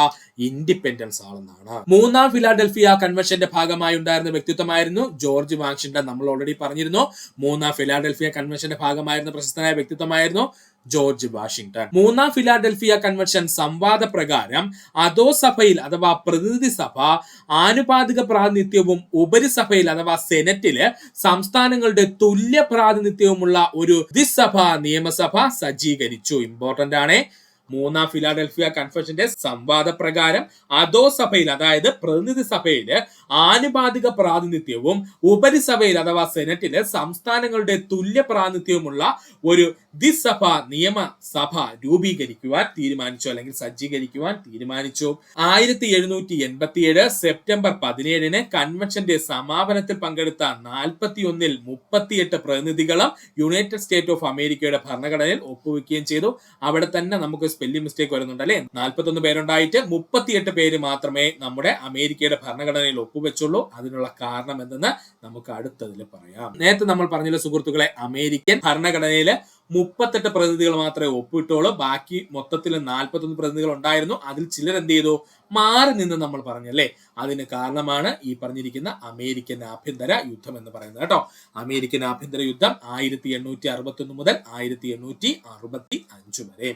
അമേരിക്കൻ സ്വാതന്ത്ര്യ പ്രഖ്യാപനത്തിന് ശേഷം പ്രധാനമായും വടക്കേ സംസ്ഥാനങ്ങളെന്നും തെക്കേ അമേരിക്കൻ സംസ്ഥാനങ്ങളെന്നും രണ്ടായിട്ട് എന്ത് ചെയ്തു, അമേരിക്ക വിഭജിക്കപ്പെട്ടു. പഠിച്ചോളണേ, അമേരിക്കൻ സ്വാതന്ത്ര്യ പ്രഖ്യാപനത്തിന് ശേഷം പ്രധാനമായിട്ടും വടക്കേ അമേരിക്കൻ സംസ്ഥാനങ്ങളെന്നും തെക്കേ അമേരിക്കൻ സംസ്ഥാനങ്ങളെന്നും എന്ത് ചെയ്തു, രണ്ടായിട്ട് വിഭജിക്കപ്പെട്ടു. സാമ്പത്തികപരമായി മുന്നിൽ നിൽക്കുന്നവരായിരുന്നു വടക്കേ അമേരിക്കൻ സംസ്ഥാനങ്ങൾ. സാമ്പത്തികപരമായിട്ട് മുന്നിൽ നിൽക്കുന്നവരായിരുന്നു വടക്കേ അമേരിക്കൻ സംസ്ഥാനങ്ങൾ. വടക്കേ അമേരിക്കൻ സംസ്ഥാനങ്ങളിൽ കൃഷി പ്രബലമായ മേഖലയായിരുന്നെങ്കിലും ശക്തമായ വ്യാവസായികവൽക്കരണം ആരംഭിച്ചു. എവിടെ? വടക്കേ അമേരിക്കൻ സംസ്ഥാനങ്ങൾ. കാരണം എന്താ, അവർ സാമ്പത്തികപരമായിട്ട് വളരെ മുന്നിലാണ്, അതുകൊണ്ടാണ് കേട്ടോ. അപ്പോ വടക്കേ അമേരിക്കൻ സംസ്ഥാനങ്ങളിൽ കൃഷി പ്രബലമായ മേഖലയായിരുന്നെങ്കിലും ശക്തമായ വ്യാവസായികവൽക്കരണം ആരംഭിച്ചിരുന്നു. എവിടെ? വടക്കേ അമേരിക്കൻ സംസ്ഥാനങ്ങളില്. കനാലുകൾ, റോഡുകൾ, സ്റ്റീം ബോട്ടുകൾ, റെയിൽവേ പാതകൾ എന്നിങ്ങനെ ഗതാഗത സംവിധാനങ്ങളിൽ കൂടുതൽ നിക്ഷേപം ലഭിച്ചു. എവിടെ? വടക്കേ അമേരിക്കൻ സംസ്ഥാനങ്ങൾക്ക്. കനാലുകൾ, റോഡുകൾ, സ്റ്റീം ബോട്ടുകൾ, റെയിൽവേ പാതകൾ എന്നിങ്ങനെയുള്ള ഗതാഗത സംവിധാനങ്ങൾക്ക് കൂടുതൽ നിക്ഷേപം ലഭിച്ചു. എവിടെ? വടക്കേ അമേരിക്കൻ സംസ്ഥാനങ്ങൾക്ക്. ബാങ്കിങ്, ഇൻഷുറൻസ്, പത്രങ്ങൾ, മാസികകൾ, പുസ്തകങ്ങൾ, ടെലിഗ്രാഫ് തുടങ്ങിയ ആശയവിനിമയ ശൃംഖലകൾക്കും വളർച്ചയുണ്ടായി വടക്കേ അമേരിക്കൻ സംസ്ഥാനങ്ങളില്. ബാങ്കിങ്, ഇൻഷുറൻസ്, പത്രങ്ങൾ, മാസികകൾ, പുസ്തകങ്ങൾ, ടെലിഗ്രാഫ് തുടങ്ങിയ ആശയവിനിമയ ശൃംഖലകൾക്കും വടക്കേ അമേരിക്കൻ സംസ്ഥാനങ്ങളിൽ വളർച്ചയുണ്ടായി. തെക്കേ അമേരിക്കൻ സംസ്ഥാനങ്ങൾ സമ്പദ് വ്യവസ്ഥ പ്രധാനമായും പരുത്തി പോലുള്ള വാണിജ്യ വിളകളിലായിരുന്നു ശ്രദ്ധ കേന്ദ്രീകരിച്ചിരുന്നത്. തെക്കേ അമേരിക്കൻ സമ്പദ് വ്യവസ്ഥ പ്രധാനമായും പരുത്തി പോലുള്ള വാണിജ്യ വിളകളിലായിരുന്നു ശ്രദ്ധ കേന്ദ്രീകരിച്ചിരുന്നത്. വാണിജ്യ വിളകൾ ഉൽപ്പാദിപ്പിക്കുന്ന തോട്ടങ്ങളെ അടിസ്ഥാനമാക്കിയുള്ളതായിരുന്നു ഇവരുടെ നിക്ഷേപം. പ്രധാനമായിട്ടും അടിമകളെ ആശ്രയിച്ചായിരുന്നു വാണിജ്യ വിളകളുടെ ഉൽപാദനവും പരിപാലനവും നടന്നിരുന്നത്. അതുകൊണ്ട് തന്നെ തെക്കേ അമേരിക്കൻ സംസ്ഥാനങ്ങൾ കൂടുതലായിട്ടും അടിമകളിലായിരുന്നു നിക്ഷേപം നടത്തിയിരുന്നത്. അതാണ് ഇമ്പോർട്ടന്റ് പോയിന്റ്. അപ്പോ വാണിജ്യ വിളകൾ കൂടുതലായി ഉൽപ്പാദിപ്പിക്കുന്ന തോട്ടങ്ങളെ അടിസ്ഥാനമാക്കിയായിരുന്നു ആര് നിക്ഷേപം നടത്തിയത്? ഈ തെക്കേ അമേരിക്കൻ സംസ്ഥാനങ്ങള് നിക്ഷേപം നടത്തിയത്. അങ്ങനെ അവിടെ നിക്ഷേപം നടത്തിയതോടുകൂടി അവിടുത്തെ പ്രധാനപ്പെട്ട ഈ വാണിജ്യ വിളകളെല്ലാം അടിമകളെ ആശ്രയിച്ചായിരുന്നു ഉൽപാദനം നടത്തിക്കൊണ്ടിരുന്നത്. അതുകൊണ്ട് തന്നെ തെക്കേ അമേരിക്കൻ സംസ്ഥാനങ്ങൾ കൂടുതലായിട്ടും അടിമകളിലായിരുന്നു നിക്ഷേപം നടത്തിയത്. അതായത് ഈ പറഞ്ഞിരിക്കുന്ന ആഫ്രിക്കയിൽ നിന്നും അല്ലെങ്കിൽ ഇന്ത്യ അടക്കമുള്ള മറ്റു ഏഷ്യൻ രാജ്യങ്ങളിൽ നിന്നും ജനങ്ങളെ എന്ത് ചെയ്യും, കൊണ്ടുപോയിട്ട് അവിടെ അടിമകളായിട്ട് ജോലി ചെയ്യുകയായിരുന്നു കേട്ടോ. അതിലേക്കായിരുന്നു കൂടുതലായിട്ട് അവര് പണം ചിലവാക്കിയത്. സുഖസൗകര്യങ്ങളിലും സാമ്പത്തിക മേഖലയിലും ഉണ്ടായ ഈ ഏറ്റക്കുറച്ചിലുകൾ സംസ്ഥാനങ്ങൾക്കിടയിൽ ആഭ്യന്തര കലാപം ഉണ്ടാകുന്നതിന് കാരണമായി. സുഖസൗകര്യങ്ങളിലും സാമ്പത്തിക മേഖലയിലും ഉണ്ടായ ഈ ഏറ്റക്കുറച്ചിലുകൾ സംസ്ഥാനങ്ങൾക്കിടയിൽ ആഭ്യന്തര കലാപം ഉണ്ടാകുന്നതിന് കാരണമായി. അമേരിക്കയും 11 തെക്കൻ സംസ്ഥാനങ്ങളും തമ്മിൽ 4 വർഷത്തോളം നടന്ന ആഭ്യന്തര യുദ്ധമാണ് അമേരിക്കൻ ആഭ്യന്തര യുദ്ധം എന്ന പേരിൽ അറിയപ്പെടുന്നത്. അമേരിക്കയും 11 തെക്കൻ സംസ്ഥാനങ്ങളും തമ്മിൽ 4 വർഷത്തോളം നടന്ന ആഭ്യന്തര യുദ്ധമാണ് അമേരിക്കൻ ആഭ്യന്തര യുദ്ധം എന്ന പേരിൽ അറിയപ്പെടുന്നത്. അമേരിക്കൻ യൂണിയനിൽ നിന്നും വേർപിരിഞ്ഞുകൊണ്ട് കോൺഫെഡറേഷൻ സ്റ്റേറ്റ് ഓഫ് അമേരിക്ക രൂപീകരിച്ചത് മൂലമുണ്ടായ യുദ്ധം അമേരിക്കൻ ആഭ്യന്തര യുദ്ധം. പഠിച്ചോളണേ, അമേരിക്കൻ യൂണിയനിൽ നിന്നും വേർപിരിഞ്ഞുകൊണ്ട് കോൺഫെഡറേറ്റ് സ്റ്റേറ്റ് ഓഫ് അമേരിക്ക രൂപീകരിച്ചത് മൂലമുണ്ടായ യുദ്ധം എന്നറിയപ്പെടുന്നത് അമേരിക്കൻ ആഭ്യന്തര യുദ്ധം. ആഭ്യന്തര യുദ്ധം വടക്കേ അമേരിക്കൻ സംസ്ഥാനങ്ങളുടെ വിജയം അമേരിക്കയെ ഒരു രാഷ്ട്രമായി സംരക്ഷിക്കുന്നതിന് സഹായിച്ചു. ആഭ്യന്തര യുദ്ധത്തില് വടക്കേ അമേരിക്കൻ സംസ്ഥാനങ്ങൾ വിജയിക്കുകയും ഈ വിജയം അമേരിക്കയ്ക്ക് ഒരു രാഷ്ട്രമായി സംരക്ഷിക്കുന്നതിന് സഹായിക്കുകയും ചെയ്തു. രാജ്യത്തെ 2 ഭാഗമായി വിഭജിച്ചിരുന്ന അടിമത്തം അവസാനിപ്പിക്കുന്നതിന് അമേരിക്കൻ ആഭ്യന്തര കലാപം കാരണമായി. പഠിച്ചോളണേ, രാജ്യത്തെ അതായത് അമേരിക്കയെ വടക്കേ അമേരിക്കൻ സംസ്ഥാനങ്ങളെന്നും അതുപോലെ തെക്കേ അമേരിക്കൻ സംസ്ഥാനങ്ങളെന്നും രണ്ടായിട്ട് വിഭജിച്ചു എന്ന് ഞാൻ പറഞ്ഞിരുന്നു. ഇങ്ങനെ വിഭജിക്കുവാനുള്ള പ്രധാന കാരണം അടിമത്തമായിരുന്നു. അപ്പോ രാജ്യത്തെ 2 ഭാഗമായി വിഭജിച്ചിരുന്ന അടിമത്തം അവസാനിപ്പിക്കുന്നതിന് അമേരിക്കൻ ആഭ്യന്തര കലാപം കാരണമായി. 1860 എബ്രഹാം ലിങ്കൻ അമേരിക്കയിലെ ആദ്യത്തെ റിപ്പബ്ലിക്കൻ പ്രസിഡന്റ് ആയിട്ട് തിരഞ്ഞെടുക്കപ്പെട്ടു. ഇമ്പോർട്ടന്റ് പോയിന്റ് പഠിച്ചോളണേ, 1860 എബ്രഹാം ലിങ്കൻ അമേരിക്കയിലെ ആദ്യത്തെ റിപ്പബ്ലിക്കൻ പ്രസിഡന്റ് ആയിട്ട് തിരഞ്ഞെടുക്കപ്പെട്ടു. തിരഞ്ഞെടുക്കപ്പെട്ടു. അമേരിക്കൻ പ്രവിശ്യകളിൽ ഉണ്ടായിരുന്ന അടിമത്തം അവസാനിപ്പിക്കുന്നതിന് വേണ്ടി പ്രവർത്തിച്ച അമേരിക്കൻ പ്രസിഡന്റ് ആയിരുന്നു എബ്രഹാം ലിങ്കൻ. പഠിച്ചോളനെ, അമേരിക്കൻ പ്രവിശ്യകളിൽ ഉണ്ടായിരുന്ന അടിമത്തം അവസാനിപ്പിക്കുന്നതിന് വേണ്ടി പ്രവർത്തിച്ച അമേരിക്കൻ പ്രസിഡന്റ് ആയിരുന്നു ആര്? Abraham Lincoln. പഠിക്കുക. ഇതിനെ തുടർന്ന് തെക്കേ അമേരിക്കൻ സംസ്ഥാനങ്ങളിലെ 7 സംസ്ഥാനങ്ങൾ കൂടിച്ചേർന്ന് പുതിയൊരു രാഷ്ട്രം രൂപീകരിച്ചു. ഇതിനെ കോൺഫെഡറേറ്റ് സ്റ്റേറ്റ് ഓഫ് അമേരിക്ക എന്നറിയപ്പെടുന്നു. ഇതിനെ തുടർന്ന് തെക്കേ അമേരിക്കയിലെ 7 സംസ്ഥാനങ്ങൾ കൂടിച്ചേർന്ന് പുതിയൊരു രാഷ്ട്രം രൂപീകരിച്ചു. ഇതിനെ കോൺഫെഡറേറ്റ് സ്റ്റേറ്റ് ഓഫ് അമേരിക്ക എന്ന പേരിൽ അറിയപ്പെടുന്നു. നമ്മൾ ഓൾറെഡി പറഞ്ഞിരുന്നു, ഒരു 11 സംസ്ഥാനങ്ങളാണ് അമേരിക്കയുമായിട്ട് യുദ്ധം ചെയ്തതെന്ന് പറഞ്ഞിരുന്നു അല്ലെ. ഇപ്പൊ ഇവിടെ വന്നപ്പോ 7 സംസ്ഥാനങ്ങളായി. അതിനുള്ള കാരണമാണ് ഇനി പറയാൻ പോകുന്നത്. കോൺഫെഡറേറ്റ് സ്റ്റേറ്റ് ഓഫ് അമേരിക്കയുടെ പ്രസിഡന്റായി സ്ഥാനമേറ്റ വ്യക്തി ജെഫേഴ്സൺ ഡേവിസ്. പഠിച്ചോളണം, ഇമ്പോർട്ടന്റ് ആണ്. കോൺഫെഡറേറ്റ് സ്റ്റേറ്റ് ഓഫ് അമേരിക്കയുടെ പ്രസിഡന്റായി സ്ഥാനമേറ്റ വ്യക്തി ആരാണ്? ജെഫേഴ്സൺ ഡേവിസ് ആണ്. കോൺഫെഡറേറ്റ് സ്റ്റേറ്റ് ഓഫ് അമേരിക്കയുടെ ആദ്യത്തെ പ്രസിഡന്റും ഏക പ്രസിഡന്റും എന്നറിയപ്പെടുന്നത് ജെഫേഴ്സൺ ഡേവിസ് ആണ്. കോൺഫെഡറേറ്റ് സ്റ്റേറ്റ് ഓഫ് അമേരിക്കയുടെ ആദ്യത്തെ പ്രസിഡന്റും ഏക പ്രസിഡന്റും എന്നറിയപ്പെടുന്നത് ആരാണ്? ജെഫേഴ്സൺ ഡേവിസ് ആണ്. വിഭജനത്തിന്റെ നിയമസാധ്യത അംഗീകരിക്കാൻ ലിങ്കന്റെ ഭരണകൂടവും വടക്കൻ ജനതയും വിസമ്മതിച്ചു. അമേരിക്കൻ ജനാധിപത്യത്തിനെതിരെയാണ് പുതിയ രാജ്യത്തിന്റെ ഉദയമെന്ന് ചൂണ്ടിക്കാണിച്ചായിരുന്നു എബ്രഹാം ലിങ്കൻ പൊതുരാഷ്ട്ര രൂപീകരണത്തെ എതിർത്തത്. പഠിച്ചോളനെ, വിഭജനത്തിന്റെ നിയമസാധ്യത അംഗീകരിക്കാൻ എബ്രഹാം ലിങ്കന്റെ ഭരണകൂടവും വടക്കൻ ജനതയും വിസമ്മതിച്ചു. അമേരിക്കൻ ജനാധിപത്യത്തിനെതിരെയാണ് പുതിയ രാജ്യത്തിന്റെ ഉദയമെന്ന് ചൂണ്ടിക്കാണിച്ചായിരുന്നു എബ്രഹാം ലിങ്കൻ ഈ പൊതുരാഷ്ട്ര രൂപീകരണത്തെ എതിർത്തത്. പുതിയ രാജ്യ രൂപീകരണത്തോടുകൂടി അമേരിക്കൻ പട്ടാളം രണ്ടായി പിരിഞ്ഞു. കോൺഫെഡറേറ്റ് സൈന്യമെന്നും ഫെഡറൽ സൈന്യമെന്നും. മറക്കരുത്, പുതിയ രാജ്യ രൂപീകരണത്തോടുകൂടി അമേരിക്കൻ പട്ടാളം തന്നെ രണ്ടായിട്ട് പിരിഞ്ഞു. കോൺഫെഡറേറ്റ് സൈന്യമെന്നും ഫെഡറൽ സൈന്യമെന്നും. എബ്രഹാം ലിങ്കന്റെ കീഴിൽ നടന്ന ചർച്ചയിൽ 4 അടിമ രാഷ്ട്രങ്ങൾ കൂടി വടക്കൻ അമേരിക്കയുടെ ഭാഗമായി. അതുകൊണ്ടാണ് ആ 11 സംസ്ഥാനങ്ങളിൽ നിന്നും 7 സംസ്ഥാനമായിട്ട് കുറഞ്ഞത്. മനസ്സിലായല്ലോ? ഇപ്പോ എബ്രഹാം ലിങ്കന്റെ കീഴിൽ നടന്ന ചർച്ചയിൽ 4 അടിമ രാഷ്ട്രങ്ങൾ കൂടി വടക്കൻ അമേരിക്കയുടെ ഭാഗമായിട്ട് മാറി. അങ്ങനെ 11 വടക്കൻ അമേരിക്കൻ സംസ്ഥാനങ്ങളായിരുന്നു അമേരിക്കയുടെ സർക്കാരിന് മേലെ കലാപങ്ങൾ അയച്ചുവിട്ടത്. അതിൽ നിന്ന് 4 പേര് ഇങ്ങ് അമേരിക്ക തിരിച്ചു കൊണ്ടുവരാൻ ആർക്ക് കഴിഞ്ഞു? എബ്രഹാം ലിങ്കന് കഴിഞ്ഞു. 1865 മെയ് 10 ജെഫേഴ്സൺ ഡേവിസിനെ പിടികൂടിയതോടുകൂടി അമേരിക്കൻ ആഭ്യന്തര കലാപം അവസാനിക്കുകയും ചെയ്തു. 1865 മെയ് 10 ജെഫേഴ്സൺ ഡേവിസിനെ പിടികൂടിയതോടുകൂടി അമേരിക്കൻ ആഭ്യന്തര കലാപം അവസാനിക്കുകയും ചെയ്തു. ഇത്രയും ഭാഗം സുഹൃത്തുക്കളെ വ്യക്തമായിട്ട്. ഇനി നമുക്ക് നോക്കാനുള്ളത് അമേരിക്കൻ വിപ്ലവത്തിന്റെ അനന്തരഫലങ്ങളാണ് കേട്ടോ. അമേരിക്കൻ വിപ്ലവത്തിന്റെ അനന്തരഫലങ്ങൾ. അമേരിക്ക എന്ന രാജ്യം രൂപപ്പെടുവാൻ കാരണം അമേരിക്കൻ സ്വാതന്ത്ര്യ സമരം. അമേരിക്ക എന്ന രാജ്യം രൂപപ്പെടുവാൻ കാരണം അമേരിക്കൻ സ്വാതന്ത്ര്യ സമരം. രാജവാഴ്ചയില്ലാത്ത റിപ്പബ്ലിക്കായ ഒരു രാജ്യമായി അമേരിക്ക രൂപപ്പെട്ടു. രാജവാഴ്ചയില്ലാത്ത റിപ്പബ്ലിക്കായ ഒരു രാജ്യമായി അമേരിക്ക രൂപപ്പെട്ടു. ഏകീകൃത രാഷ്ട്രത്തിന് പകരം ഒരു ഫെഡറേഷനായി പ്രവർത്തിക്കുവാൻ അമേരിക്കയ്ക്ക് കഴിഞ്ഞു. ഏകീകൃത രാഷ്ട്രത്തിന് പകരം ഒരു ഫെഡറേഷനായി പ്രവർത്തിക്കുവാൻ അമേരിക്കയ്ക്ക് കഴിഞ്ഞു. ലോകത്തിലെ ആദ്യത്തെ ഡെമോക്രാറ്റിക് ഫെഡറൽ റിപ്പബ്ലിക് എന്ന പേരിൽ അറിയപ്പെടുന്ന രാജ്യം അമേരിക്കയാണ്. പഠിച്ചോളനെ, ലോകത്തിലെ ആദ്യത്തെ ഡെമോക്രാറ്റിക് ഫെഡറൽ റിപ്പബ്ലിക് എന്ന പേരിൽ അറിയപ്പെടുന്ന രാജ്യം അമേരിക്കയാണ്. ലോകത്തിൽ ആദ്യമായി ലിഖിത ഭരണഘടന കൊണ്ടുവന്ന രാജ്യം അമേരിക്കയാണ്. ഇത് മറ്റു രാജ്യങ്ങൾക്ക് പ്രചോദനമായി. ലോകത്തിൽ ആദ്യമായിട്ട് ലിഖിത ഭരണഘടന കൊണ്ടുവരുന്ന രാജ്യം അമേരിക്കയാണ്. ഇത് മറ്റു രാജ്യങ്ങൾക്ക് പ്രചോദനമാവുകയും ചെയ്തു.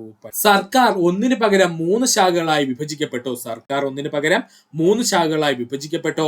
നിയമനിർമ്മാണ സമിതി, എക്സിക്യൂട്ടീവ് ബ്രാഞ്ച്, അതിന്റെ തലവനാണ് അമേരിക്കയുടെ രാഷ്ട്രപതി. അതുപോലെ ജുഡീഷ്യൽ ബ്രാഞ്ച്, അതിന്റെ തലവൻ സുപ്രീം കോടതിയും. പഠിച്ചോളനെ, ഇമ്പോർട്ടന്റ് ആണ്. അമേരിക്കൻ സർക്കാർ ഒന്നിന് പകരം 3 ശാഖകളായിട്ട് വിഭജിക്കപ്പെട്ടു. ഒന്നാമത്തെ ശാഖ നിയമനിർമ്മാണ സമിതി, രണ്ടാമത്തത് എക്സിക്യൂട്ടീവ് ബ്രാഞ്ച്, അതിന്റെ തലവനാണ് അമേരിക്കയുടെ രാഷ്ട്രപതി എന്ന് പറയുന്നത്.